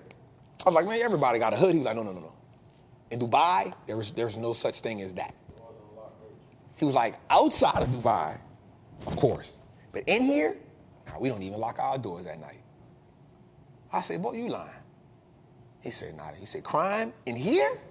Nah, that's a death sentence. That's his exact words verbatim. He said, like in Dubai, crime, that's a death sentence, bro. And you ain't going on trials. Nah, it's death. Off with his head. Off with his head. I said, you serious? It was a black dude. He was like, man, I've been over here like 10 years. I was like, what? He was like, bro, it's different over here. I said, you coming back? He said, hell no. I said, bro, it's hot over here, dog. He said, man, you deal with that ain't nothing. But he was like, at the rate at which you can, he's like, they building. I was like, damn. So he was in construction and he was just doing, he built a chauffeur company. He was like, bro, the way that they building over here, bro, it's insane. I was like, do you ever come back to the States? He was like, probably once a year. I was like, damn, it's over for you then, dog. Like, you ain't never coming back. He was like, nah, I'm good. I was like, damn, you don't miss like barbecue chicken? Like you don't miss like ribs? Gumbo? I'm from the South, gumbo. I know them. Ain't no people in Dubai making potato salad, dog. Come on, bro. You ain't got no potato salad. You ain't got no, come on, man. Gravy and rice. You ain't got no corner stove with the 1-2. He was like, nah, I'm good. He was like, I'm good. It ain't the same. They import sand. I was like, bro, I'm not doing that, dog. It's good to visit. Anyway, more foreign countries are pouring money into the U.S. stock market, bro. Now, here's what I did find out, Jose. The Jamaican stock market is actually always outperforms the American stock market. I found it out. Just doing a little homework. Let's go a little further. 2 days. Watch this. The middle class struggle. Majority of middle class Americans say they are struggling financially. Almost 2/3 of Americans considered middle class say they are facing economic hardships and they anticipate a change for the rest of their lives. According to a poll commissioned by the National True Cost of Living Coalition. Here's what I'll say to that. They just don't have the right system in play. That's all. I think that we, Jose, and this is where we go back to the title of the show. Oh, Jose, we got 3,600 people in the chat, man. We call them the money printers. 3,600 people in the chat, Jose. That's good money right there. That's good money right there. Right? But I'm going to be honest with you. Now, I'm not saying there are lack of resources where I come from. You know, just in the hood and Wallstreet, in a lot of impoverished neighborhoods, there are a lot of lack of resources. And so one of the things we want to do with our company, with this media brand, with the education buildings, my goal is to buy 5 commercial buildings, go into the hoods of America, build them up. We'll teach financial literacy. Another thing that we plan on doing is creating a part of our non-profit organization and our foundation that we're building out. When you come home from prison, like you learn how to trade, you learn how to invest, that keep you off the street. You know what I'm saying? And then once you do a certain thing, we'll get one of these companies to sponsor maybe $5,000, $10,000 in your account. That's the vision I have, right? Because if I can teach you how to trade, I can teach you how to invest. We now teach you a skill. We teach you how to get in real estate. We teach you how to budget. We teach you that because wealth building is a skill. It's a skill set. So when I listen to people who play the game at a high level, you understand how much of a skill set that it really is. And so it also makes you realize that these are the things that keep you in a, what's the word I want to use here, permanent financial abyss. That's what I want to use, Jose. I like that. I like the way that came out, Jose. I like the way that was structured. I had a good subject, verb, predicate, like it fell in line. It fell in line, Jose. Propositional phrase, whatever that was. It fell the right way. But I think that the reason why most middle class, because watch this, bro. You'll see rich people go broke, but wealthy families, you rarely see it. You rarely see wealthy families fall from prominence. They happen, but not as much as you see rich people go broke. That make sense? It's because they don't have the right system in play. They're inadequate when it comes to financial knowledge. That's why I loved when I went to talk to the NFL. And the reason that it's not because the information isn't accessible, it's because we don't know how to decipher it and then apply it. So we try to put people in the market. Guess what they be saying? Man, I just can't understand this for nothing in the world. It's something you've never been exposed to. You're not gonna get it off the top of your head. Right? The reason why it made sense to me, I had 2 things in my advantage. One, it's crazy, this is an oxymoron, but one of my advantages, I was in prison. Damn, how that sound? It's an oxymoron, right? How can that you being in prison being an advantage? Right? So I had time, in between time, to read and look at the TV. Now I had some fights behind the TV, but that was part of the plan. But I was able to listen to it and then say, oh, this reminds me of the street. Or this supply, this demand. A tariff ain't nothing but somebody paying draft to come hustle in your neighborhood. A network just means you can hustle in every hood. You got somebody where you can hustle at. I get it. It makes sense. Marketing, makes sense. Branding, Oh, somebody's selling a generic version. Oh, that's Water Whip. Bet, got it. You know what I'm saying? Oh, in order to, revenue is the money you made in, profit is the money you kept. Oh, that's the re-up money. Bet, makes sense to me. I got it. Makes sense. Oh, and another investor try to come. Oh, he trying to hustle on his block. Oh, good. He fighting back with this. He fighting back. No murder is involved. Oh, I can play this game the rest of my life. I can watch these rich white men beef behind money, and I can make money off both of them. Oh, man, I'm winning. Both sides. So while we arguing about Apple and Google or Apple and Android, we ain't realizing that Google pays Apple $20 billion a year so they could be the #1 search engine. I'm not about to argue with you about Apple and Android and none of that no more, because guess what? They all making money off us. I'm gonna pay you $20 billion a year so I can be the #1 search engine in your phone because you got 1.5 billion consumers on your block. Come on. Make it hurt your feelings. You got 1.5 billion junkies, addicts that need your product, and they fighting over if your product better than this product. So guess what? I'm gonna take and pay you $20 billion so that I can have a piece of your block too. I'm gonna pay you draft. I ain't tripping. I'm gonna pay you draft. But the $20 billion that I'm gonna pay you, I'm gonna make $100 billion off it in 1 quarter. So now I'm a $2.7 trillion business. Thank you for your business, Apple. Apple, not a problem. Let's redo it again next year. Let's redo it again next year. Let's let the addicts fight over which product is the best while we just sit back and make money off all of them. And guess what, Apple? I'm gonna let you run ads on my YouTube platform too. That's gonna cost you a couple $1 billion a year. Oh, it's not a problem. I do it. You just gotta decide. You gonna keep fighting over who got the best product, or you gonna say which one of them gonna make me the most money? And better yet, I ain't gonna even say which one. I'm gonna buy both of them.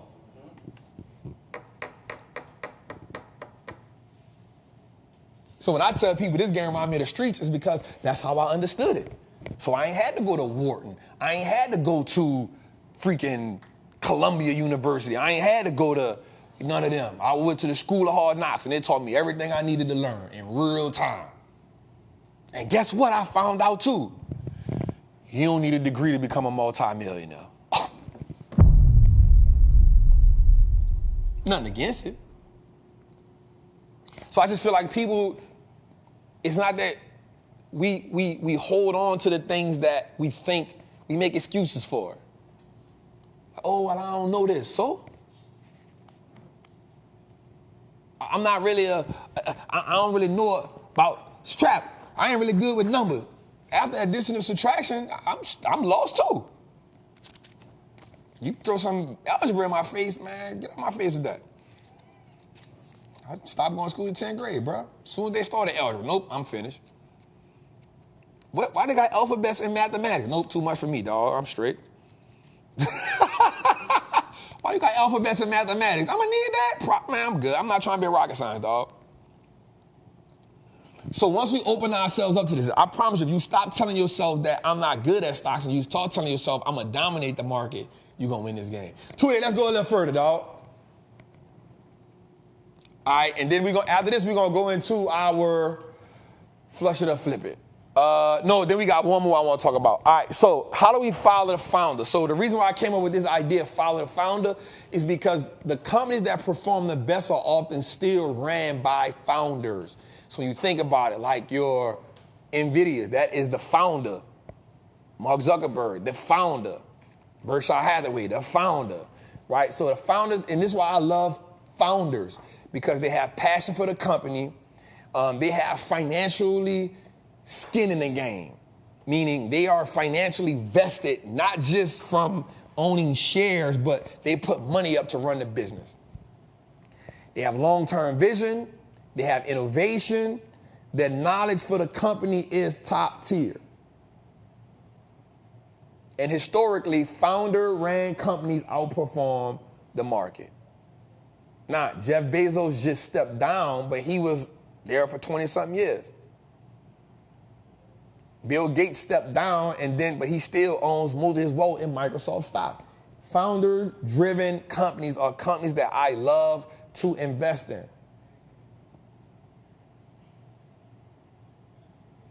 Palantir is a company that's been doing really good lately. Founder-driven. I like companies that are the founder is still locked in on the company. Let's go a little further to it. And then, yep, right there, looking for growth. That's the one I wanted. So when we look for companies, and I told y'all this, man, like growth is where we should be at. When we talking about where America is headed and what's going on, 100%, yo, like growth is in certain industries, right? So semiconductors. It said that semiconductors will have a 208% increase by 2035. Guess what? On the backside of semiconductors is what? Cybersecurity. Guess what else is going to be innovation? Farming. I just saw something. The farmers just added AI to the tractors, and now the tractors, and I forgot the company that's doing it first, the tractor will tell them how much of stuff to put out. Like, okay, this is the best time to go run the crops. This is the best time to add this to it. Nope, don't do it right now. And what it's gonna do is it's gonna go out and put pellets in the field.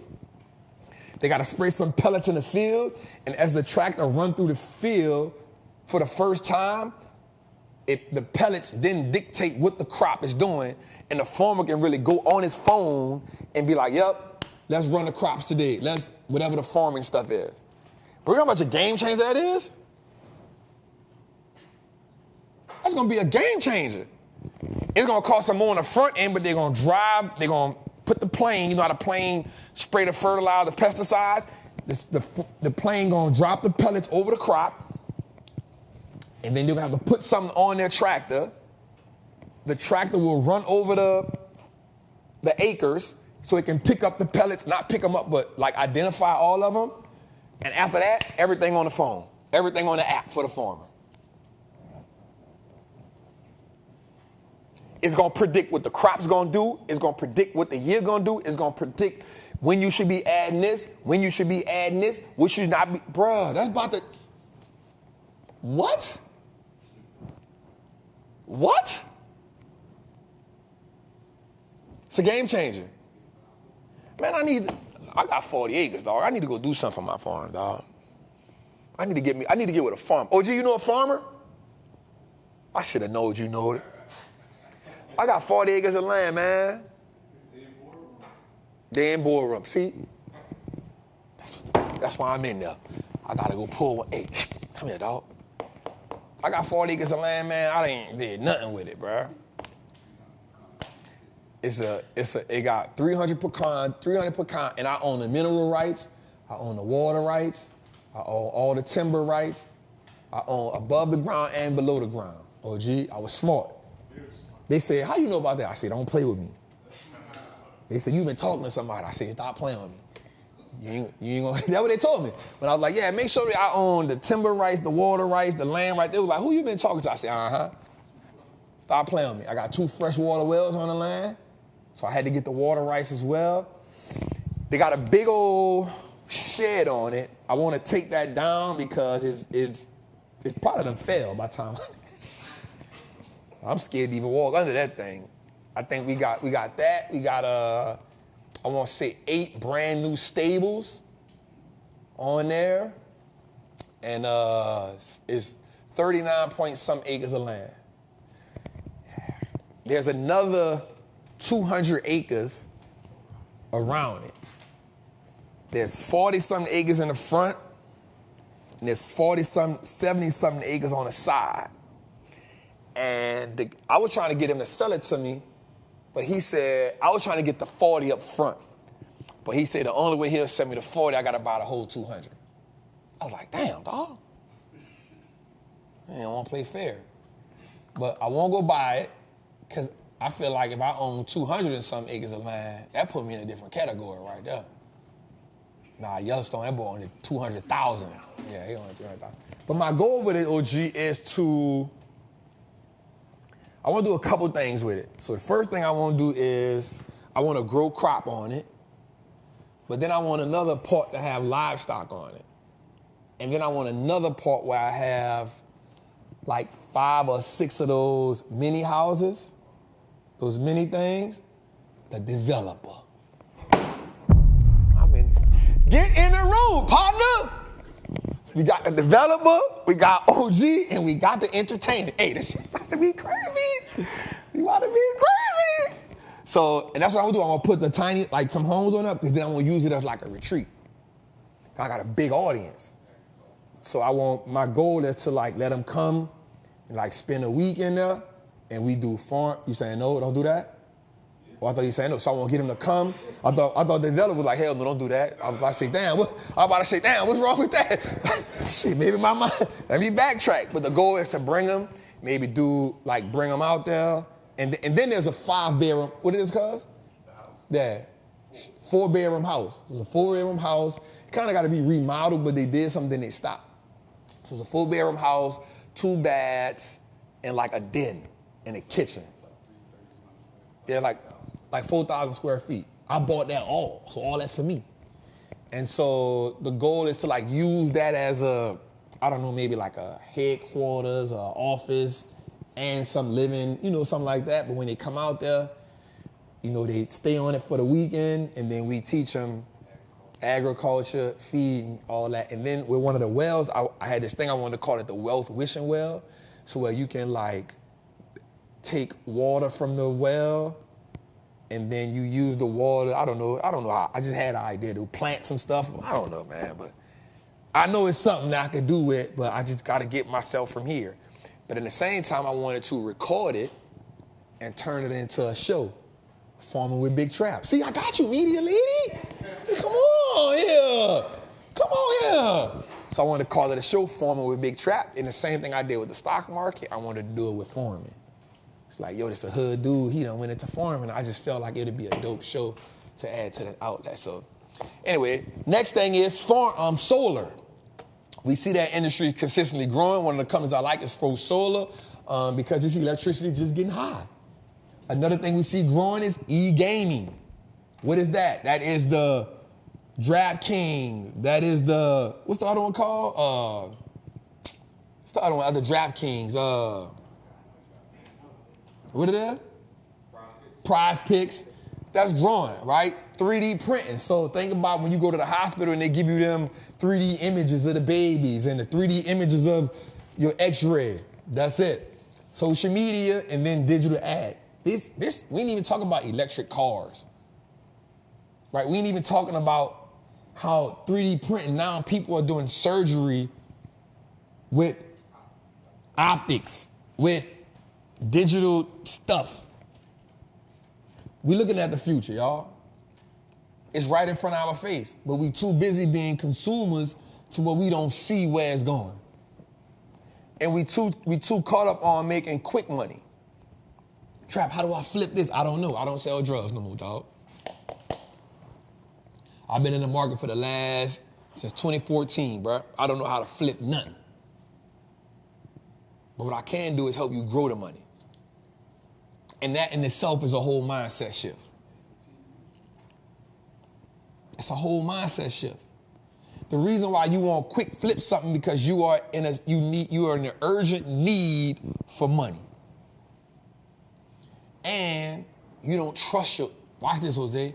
Most people won't admit that they don't trust themselves with money. Most people won't admit that. Like, you don't trust yourself with a certain amount of money. And the reason why I ain't mad at you for that, because when I made my first million, I keep telling you, I didn't go outside for 2 weeks. I was scared as hell. I sat in the house. OG, I sat in the house. I ain't going out there, man. Tripping. You know, lions, tigers, and bears out there.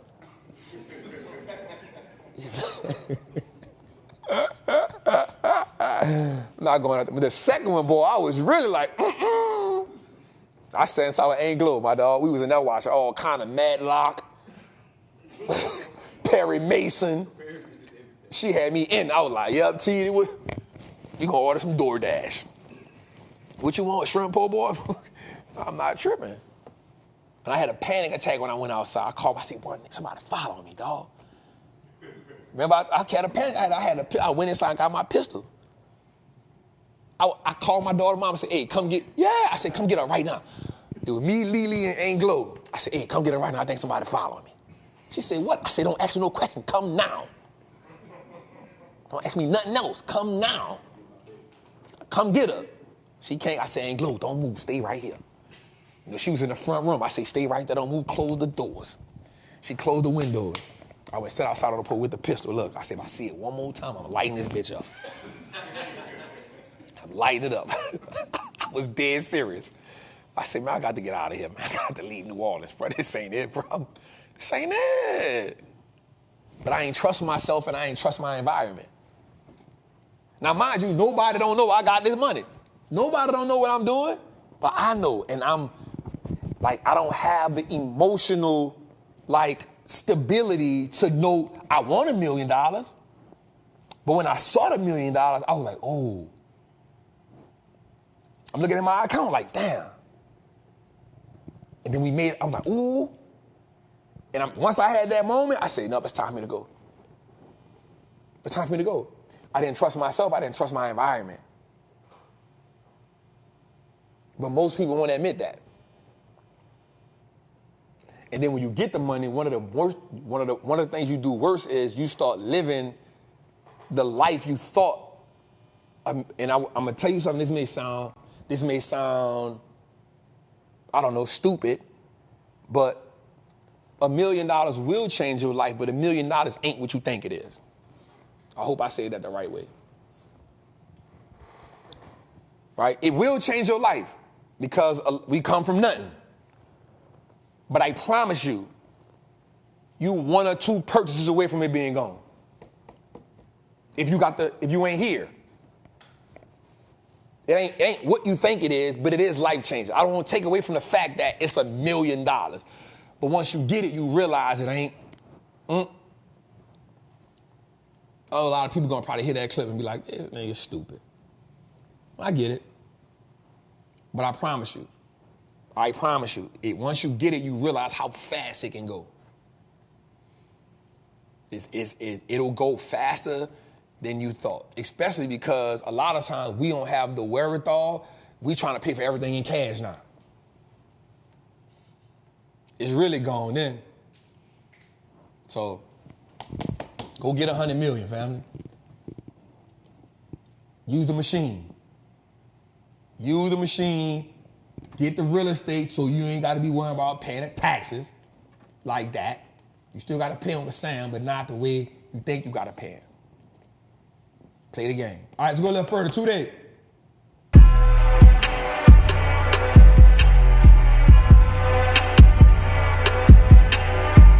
OG, how you feel?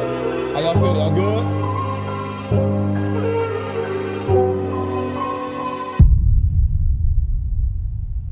All right. So now this is our episode of Flush It or Flip It. This is the main reason why I do not give Jose a microphone. This is the main reason why I will not give Jose a microphone, because he gonna be, I don't know, I'm a people's champ and all this old crazy stuff. Yeah, I hear you, bro. All right, so y'all know what Flush It or Flip It, the goal is. We're looking at these stocks from a short-term perspective, right? From a short-term perspective, not long, just short-term perspective. And we want to know, do we flush them or do we flip them? All right. First on the list, Jose. Let's go first on the list. Let's get our list together. Is Intuitive Surgical, Jose. Now, this is a company I liked for a while, Jose.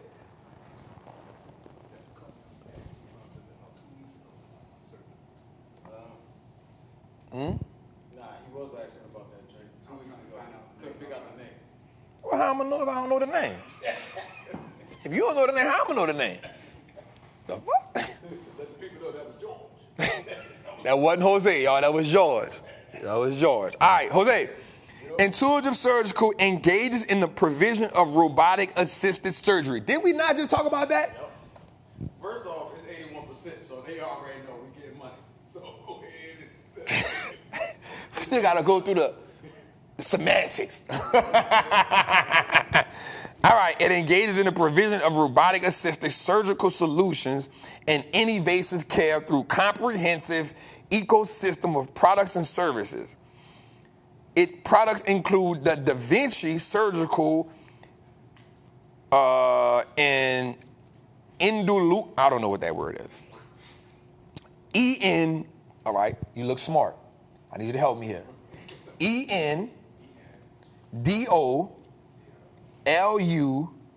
ENDOLUMINAL. Nah. It's a negative. Let me get it for the queen again. You don't know it? One more time. ENDOLUMINAL.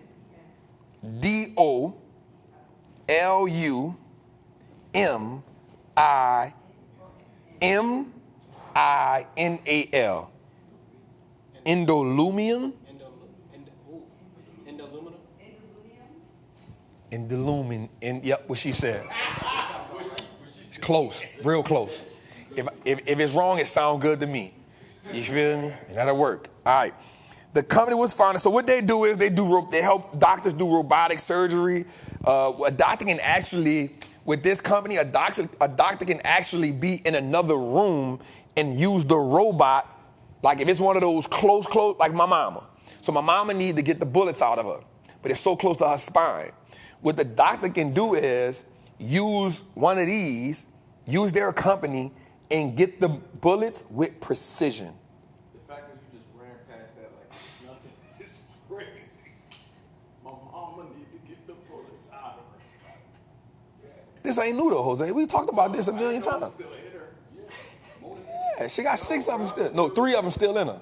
I didn't know this. Bro, we talked about this all the time. Bro, no. I know she got shot. Like 50 Cent. All the bullets don't come out. The bullets ain't came out. This was in 94, bro. You just ran past it. Bro, we done talked about this a million times. People in the chat, did y'all know that Mama Trap still had bullets in it? Yes, bro, I've said that. I do this. No. That's why I don't have a mic on you, dog. Right here. Bro, we talked about this. Okay. Ask the chat. It's all right. You're going to get Never mind. But anyway, we going to get the bullets out of her. And we going to use this company right here. Intuitive Surgical. The man can be away from her and he can like use the control panel and get the stuff out. They do that with heart, eye, brain. They do it a lot in those tight situations because the hand can be shaking. And so he can literally just like, all right, Jose, so the stock is up 30% year to date, $102, and it's up 32% in 1 year. Are we flushing or are we flipping, Jose? Flipping? All right, I like that. Next on the list is UTHR, Jose, United Therapeutics. It is a biotechnology company which engages in the development and commercialization of products for patients with chronic and life-threatening conditions. Its products include a plethora of products that help patients from a variety of ways. United Health Therapeutics, Jose. The company is up 39% year to date. It is up 34% in 1 year, Jose, and it's up 290% in 5 years, Jose. Flush it or flip it? Flip it.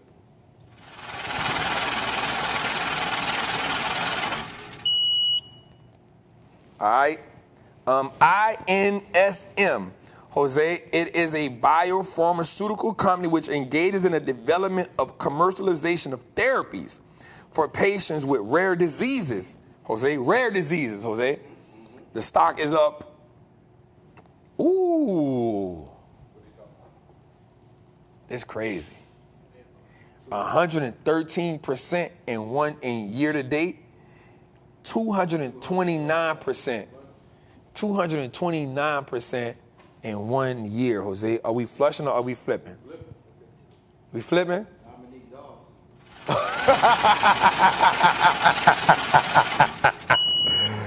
All right, Jose. AXNX.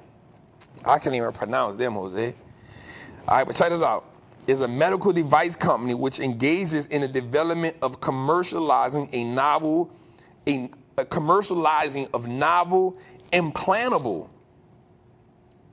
S&M devices. That's what it says. To treat patients with bladder and bowel dysfunction. Come on now. Come on now. Year to date is up 9%. 1 year, 31%. 5 years, 92%, Jose. I like that. Because guess what? Bro, people catch, and this is what I talked about America, bro. Right? Like, people in America will always have some type of issue. Why? Because America sells the drug and the solution. And until you start eating right, working out, doing biohacking, everybody should start biohacking. Everybody should start biohacking, bro. I believe in that. In case you know what biohacking is getting your blood work done. And when you get your blood work done, you go to the right kind of doctor that deals with biohacking. Go to the right kind of doctor, and he'll say, hey, like for men, once you get over like the age 35, 40, your testosterone starts to fall down. Once you get over the age of 35, your NAD starts to fall down, right? That's just human nature right there, the NAD, right? Getting on glutathione, right? Those three things, for men, you need to be on that. Helps your skin, helps your whole outside of your body just look fresher, right? Men, you already don't want to get facials. You out here looking dusty in the face, you know what I'm saying? Looking like you work on cars for a living, right? Let yourself look right, you know what I'm saying? You want to be presentable. You got to look presentable to a woman, you know what I'm saying? Boom, you get your NAD up, now you got energy. Now you moving around, because why? It's rejuvenating your cells. Every day, your cells rejuvenated. You know what I'm saying? You take the peptide stacks. You might be taking collagen. You might be taking a little something for your energy levels. They may take something to help you sleep. Like, depend on your blood work. Gonna tell you what you're talking about. 128 panel blood work. It may cost you about $2,000. Go get you some health insurance. You ain't got health insurance, partner. That's the problem too. You don't even got health insurance, right? How you a boss out here with no health insurance? You feel me? You getting money out here, you ain't got no health insurance. What we talking about here? The health insurance costs the same as the fake chain you wearing. Actually, less. Less. Per month. What we talking about here? Then you be mad when you don't got it. Now you mad because your neck done turned green and you can't even go to the ER and get it. I can't even afford this ambulance. You talking about, I don't know how my neck turned like that. Yes, you do. Take that chain off. I had an allergic reaction to the salmon.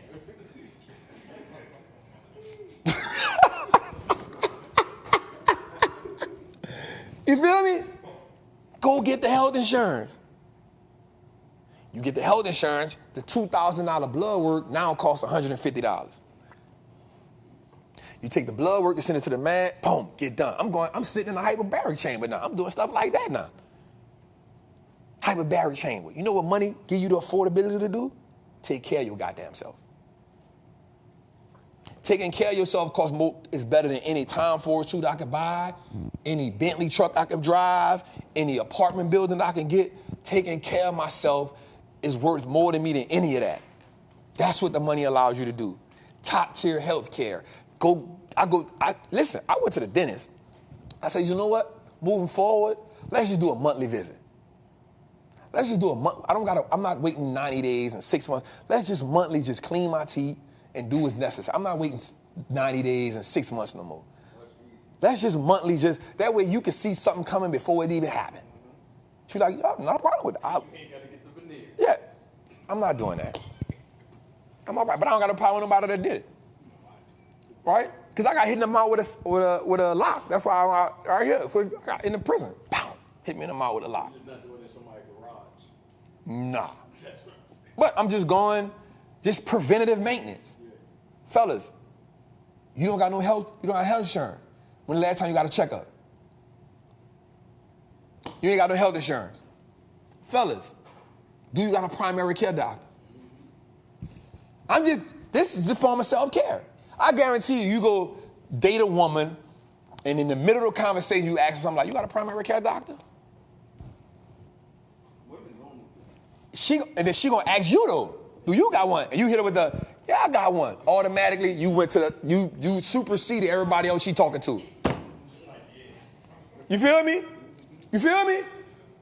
You just having a health conversation. And you be like, yeah, you know, my primary care doctor, she gonna be like, so tell me a little bit more about that. With them papers looking like, You feel me? I got them on me. Yeah, I got them on me. I just got checked up. Matter of fact, I got a 28 panel blood work. You done all, boom, cream of the crop, dog. Now she looking at your skin. Oh, yeah, I got a. And you smile. Let's go. She see, you feel me? It's over. Next, top tier. That's over. Top tier. When people be saying high value, man, shut up. Bruh, here, I got medical insurance. I go to the dentist. I go get my blood work done. I take physicals. I'm biohacking. I'm working out. Bruh, you top tier now. You add on a little facial. I get a facial once a month. What? And you hit it with the, yeah, you know, I use, you know. While we at it, fellas, check that prostate. Let's go ahead. That's what the panel do. I know. You don't even gotta say nothing about it. When you go do the 28 panel blood work, they gonna let you know. Hey, I think we see a little here, we gonna go a little further. Instead of having crisis management, now you, God, if you get me past this, I ain't gonna never eat pork again.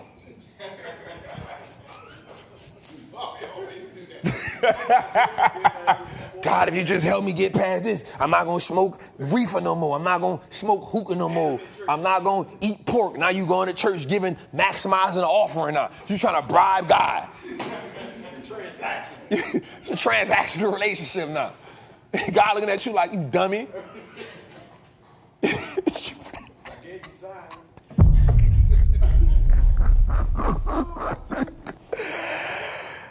We got company, bro. Stop. All right, Jose. The company is ITCI, Jose.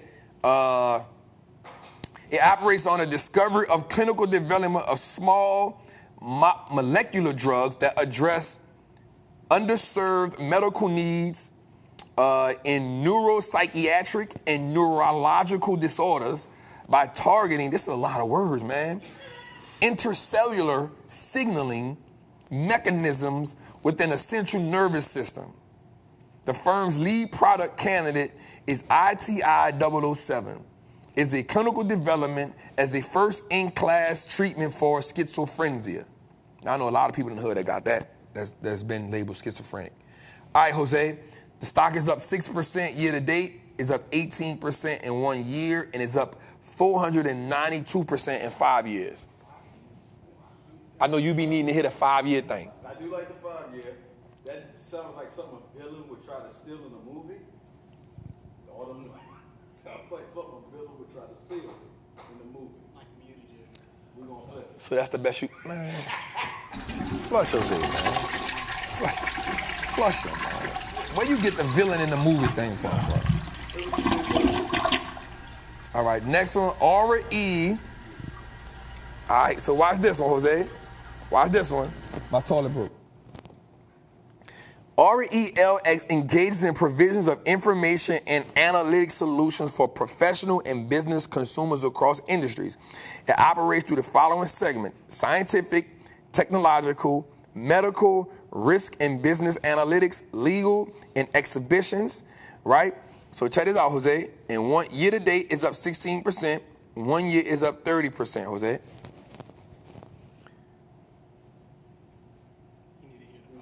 He ain't got to hit no 5 year. What we doing, Jose? This dude here. I thought you were the people. Oh, you flushing it? Yes. Why? Because that's what the people said. They wanted to flush. Actually, the last drink, they said they wanted to flip it. That's why I said I'm riding with them. They had me looking crazy in these streets. As always. We'll flush them, Jose. All right. We got another one up, Jose. My toilet broke. Rumper Technologies is a diversified technology company which engages in the provision of engineered products and solutions for global niche markets. It operates through the following segments: application software, network software, technology-enabled products, Jose. The company is up 3% year to date. It is up 22% in 1 year, Jose. Flush it or flip it. We are going to, it's too close. We're going to flush it. Good job. I like it. All right, next on the list, Jose, is, we got two more. EA Sports. I ain't got to tell y'all. Y'all know what EA Sports is, man. EA Sports, man. The company is up 1% year to date. Is up 7% in 1 year, Jose. Flush it up, flip it, Jose. Flush it.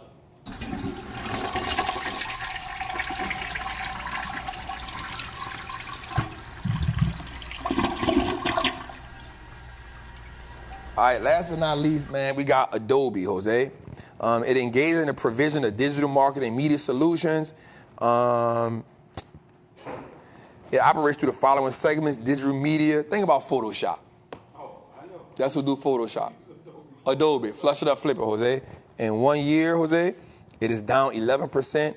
And year to date is down 11%. 1 year, it's up 7%. 5 years is 90%. Nope, competition going crazy. Flush it up, flip it. Good job. Please flush it. I like it. You've been around me for a while. All right, make sure, Jose, let's drop the link right quick, man. Episode 100.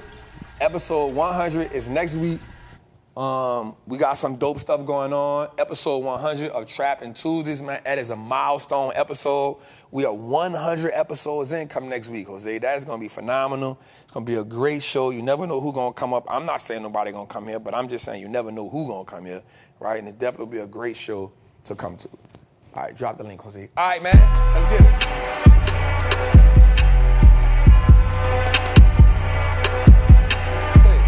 Say it. Did my food come? Did my food come?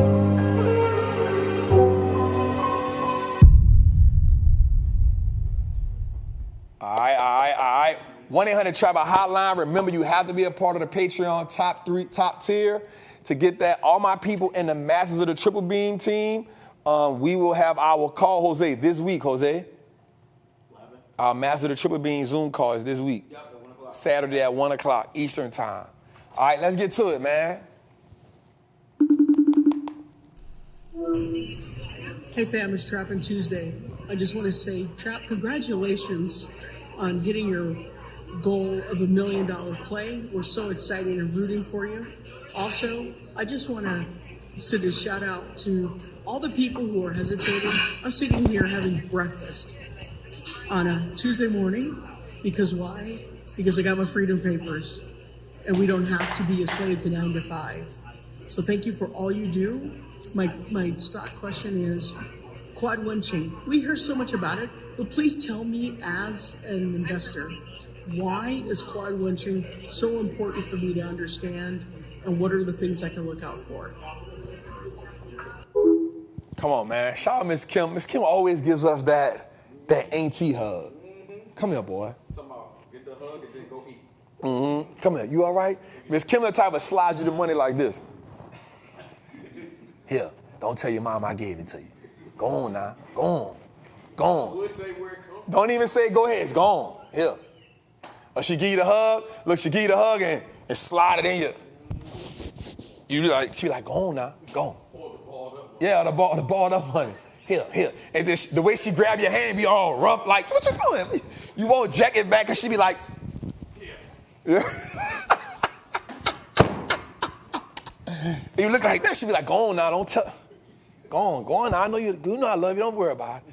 You know what I'm saying? So shout out to Miss Kim. So Kim, quad winching happens. For me, that is an amazing opportunity for us to maybe find stocks at discount prices because, there's the one in September is usually the most rigorous or turbulent one. And it's because the one in September that happens is the one when also the options and future contracts are expiring, but also hedge funds are rebalancing. So they're rebalancing their positions, seeing what's performing well, what's not performing well. They set themselves up, especially for the end of the year. Whereas the other time, which is in March, in June, it's more so just futures, contracts, futures, single stocks, futures, commodities are expiring contracts, and individual stock options and index and ETF options are expiring. So when they are expiring, those funds are cashing out, getting bread, doing something with it, adding to positions, things like that. So that causes volatility in the market because billions of dollars are being moved around and shares are being moved around at one time. And so normally that takes about a week to go into fruition. Now here's the thing, 70% of the times we see the market goes extremely volatile during that week. But sometimes it don't do nothing at all. But it's important that we just pay attention to that, Ms. Kemp, which is an amazing time for us to look at our watch list and see what companies that we already love have ready to execute on that are going on sale. So that's what we got with that, Ms. Kim. Let's go a little further.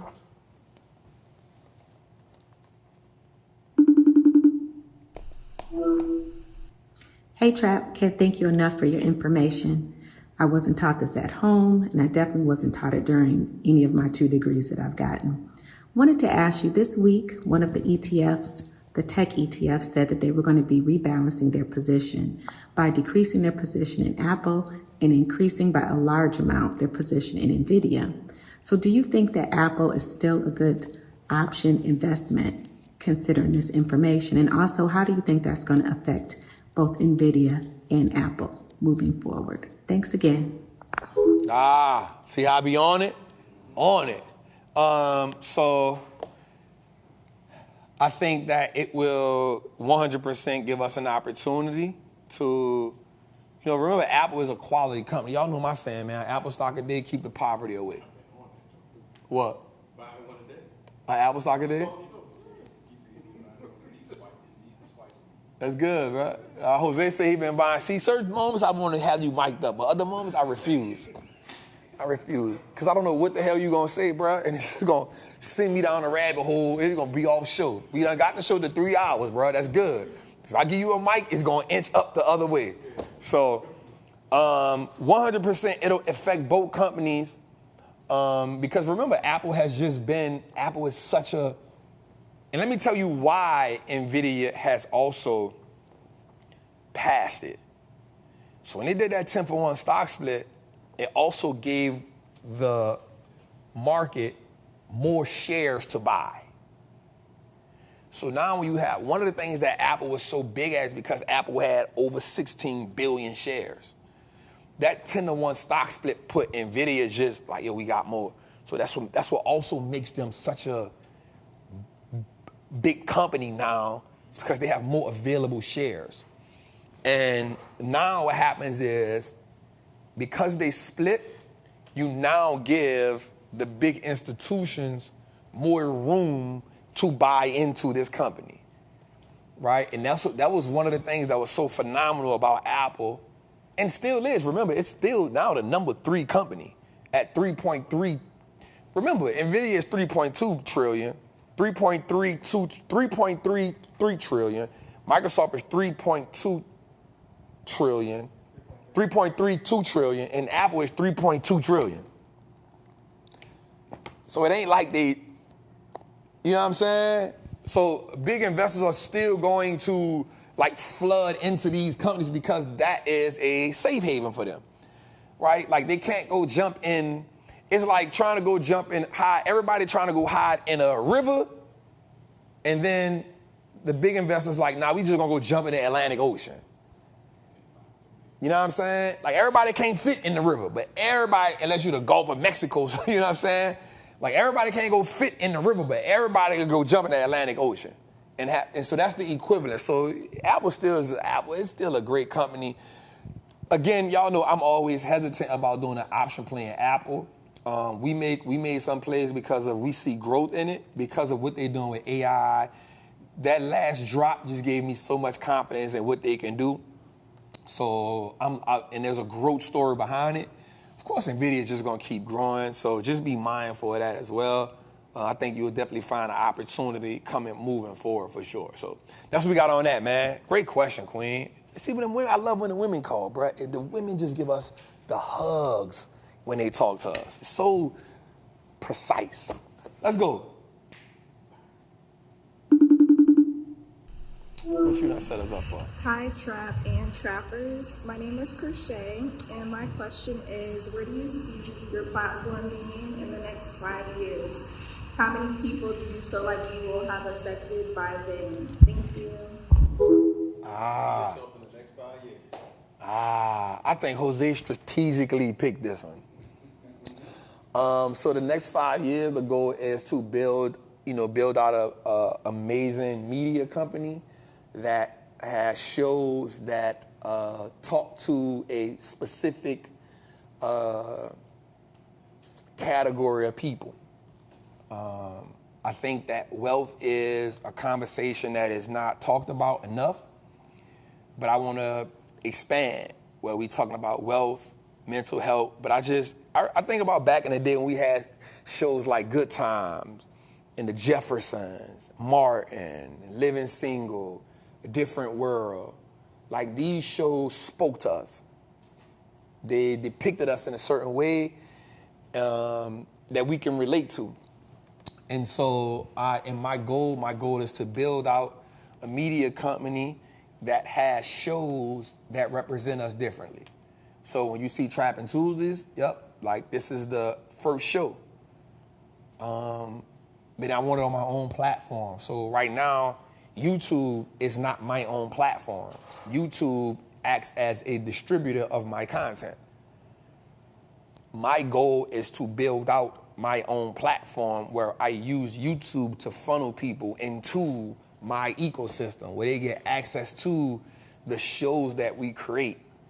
That's my goal in the next 5 years. That's where we want to be at, whether it's Forming with Big Trap, whether it's the dating show, whether it's, a show talking about dudes coming from prison, adapting to society, whether it's our show building a brand, whether it's another show predicated with women doing certain things, whether it's me getting into the real estate game, learning how to build that out. So shows that give us, that's not just us throwing drinks on each other and calling each other B's and H's and belittling the women because like we got a woman in here that's in the media world.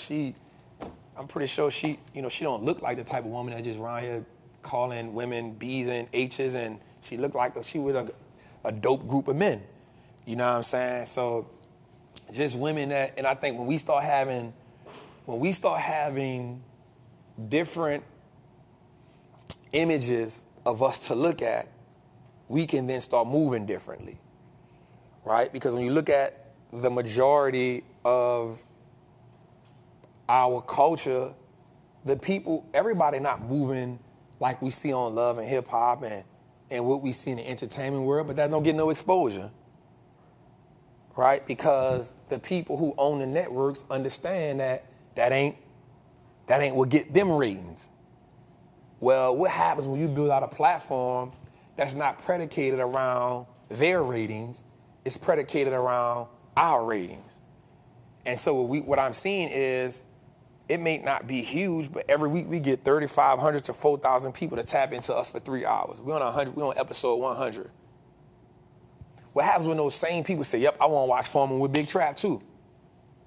And then they say, yep, I want to watch this other show that Trap created. And I want to watch this other show that Trap created. And then it may cost $7.99. But you learning. So that's the goal for me. I told Jose and them and everybody that's with me, like, if you don't see yourself being here for the next 15, 20 years, then walk out the door right now. Because that's what we building. That's the goal, that's the vision, that's the outlet. And not using YouTube as my distributor. So I can walk into somebody's show, somebody thing and say, yo, I'm not only am I a media company, but I also distribute my own shit. So I own all of that content. I own all of that IP. I own all of that. That's me. That's why I see yourself in 5 years. And then, after that, man, shoot, the sky's the limit. And if we think about something, and the one thing that really pushed me to do that was, I can find any book on stocks, I can find any book on real estate, but I've searched the globe high and low, and I've never found a book on how to build out a media company. I've never found it. I looked on YouTube, never found it. I looked for, you know why? Because media, since the beginning of time, has always dictated the people. It is the most powerful tool that only a chosen few get to learn how to get access to. When I remember my partner Chad from 85 South told me something. He told me something so profound. He said, Trap, don't ever call your show a podcast, because if you call it a podcast, then it will pay you like a content creator. You're a media company, and therefore make them address you as that. And when he said that, I said, damn, dog. Mind blowing. And so, since I've never called our stuff a podcast, we've always called it what? It's a show and we got an audio experience. We got audio experience. And so it's just thinking about myself in a different way, thinking about what we building in a different way, and knowing that it don't happen overnight. So for us to get to 100 shows, I'm like, all right, cool. What's the next step, y'all? We got to create another show, but now let's start creating that app or that website or whatever it looks like so we can have that our own hub. So, and still use YouTube because it's a machine, but putting, you know, a little bit of the show on YouTube and then funnel people to our show. But we make the rules, so, yep. And that's how I become a billionaire. Hey, that's how I become a billionaire, yo. It is what it is. Then I go buy one of these networks and say, it's mine. So I look at it, man. What you think Mr. Beef doing? Over $500 million. You know how much traction he brought to YouTube? He's just leveraging the platform. That's it, Jose. We got another one. Let's go, man. What's up, rappers? Today I'm breaking down Ulta Beauty. The stock is down 20% year to date. That puts the stock in a recession. Working capital. Their total current assets is $2.8 million. Total current liabilities is $1.6 million. We're off to a good start. Earnings per share beat the last 4 quarters. PE ratio currently at 15. The industry average is 24. Debt to equity ratio. Current ratio is 0.82. That is a little high, but it's their lowest ratio in the past 13 years. Price to book, 8.04, which might tell us that the stock is currently overvalued, but we do not use any one metric in isolation. Jose is rushing me on this video, so I have to hurry. Gross profit, net income, shareholder equity, net tangible assets, and free cash flow all show positive signs. Here's my evaluation. Current price is $389. My buy-in price is $323. Fair value is $249. Load the boat is $224. Thanks, Trap. Let's go.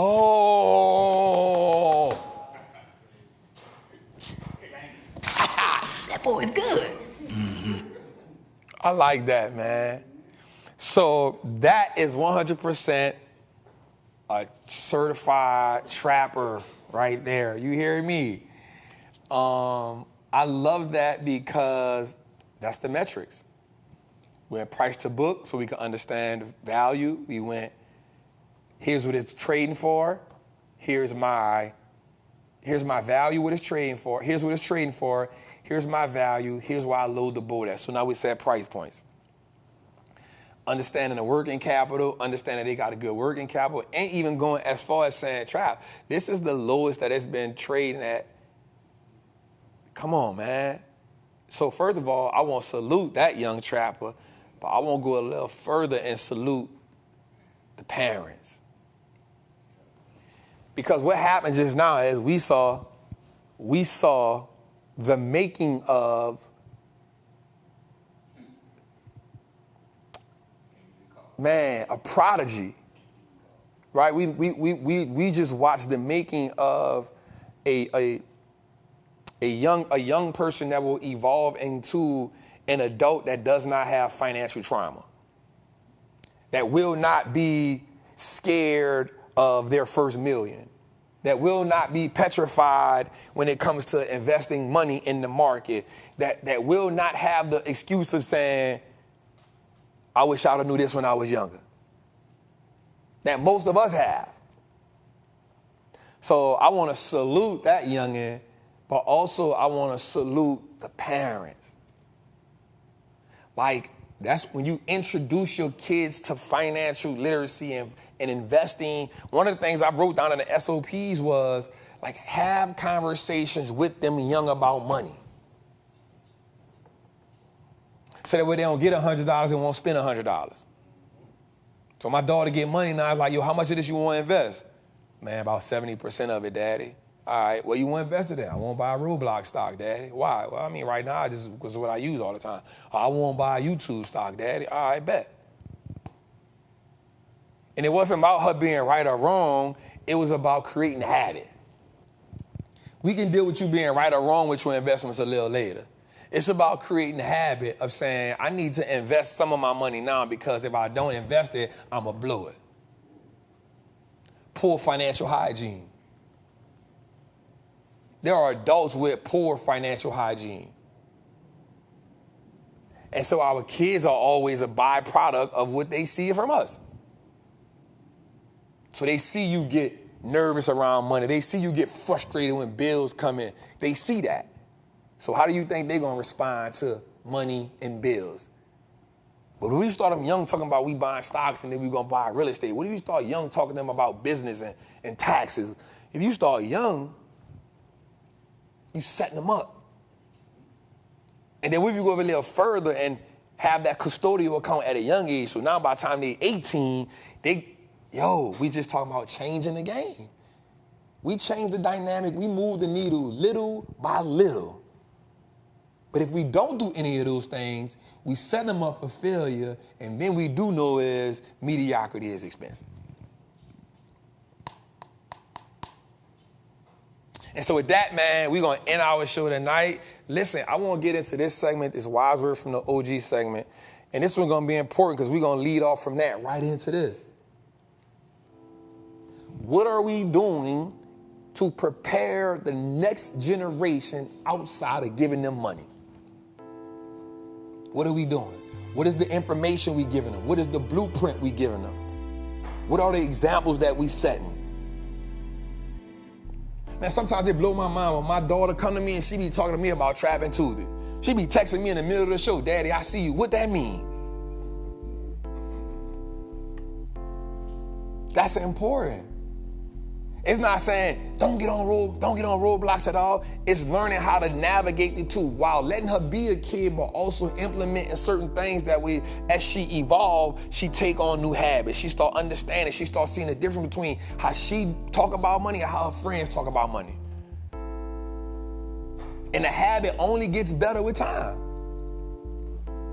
I love it when we go to the shows and people be like, my kid right here, and they be like, hey, Trap. I love it.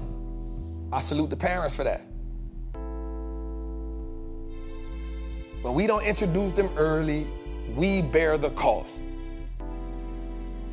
It's our fault. When we don't set them up, it's our fault. Exposure is key. That's why I pay to go get in certain rooms. Not so I can be the big fish in the room. I'll go in the room and don't care about talking about none of what I made. I want to go in the room and learn from everybody and then give value to the people because I know one thing. There's a whole bunch of stuff I do not know, and that's the stuff I need to learn that's going to take me to the next level. I won't go in a room where I can get uncomfortable with the information that they're speaking on. I won't go in a room where I can just be a student. I don't got to talk about, we get too caught up in trying to show people what we know and what we've accomplished.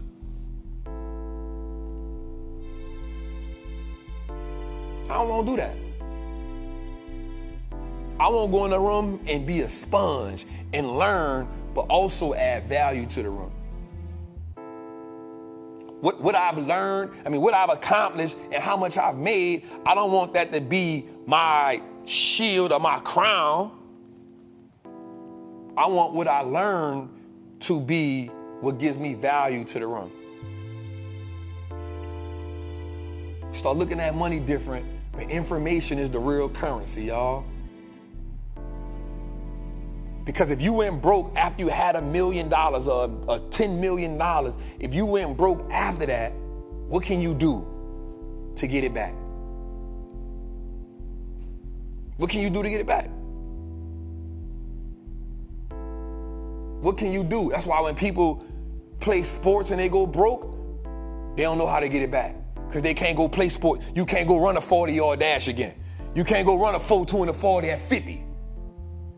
You can't run a 4.2 and a 40 at 40-something. You ain't jumping the same. You a rapper. Nobody want to hear them raps no more. You hit the lottery, the chance of you getting that another ticket is slim to none. So now you stuck now. You don't know how to get it back. But as an investor, as an entrepreneur, You can make a bad investment and shake back. You can build the business up and it fall down. You can build it right back up because you're gonna learn from the mistakes. Making the mistakes are a prerequisite to success. You can't avoid it. We don't negotiate the necessary. We accept it.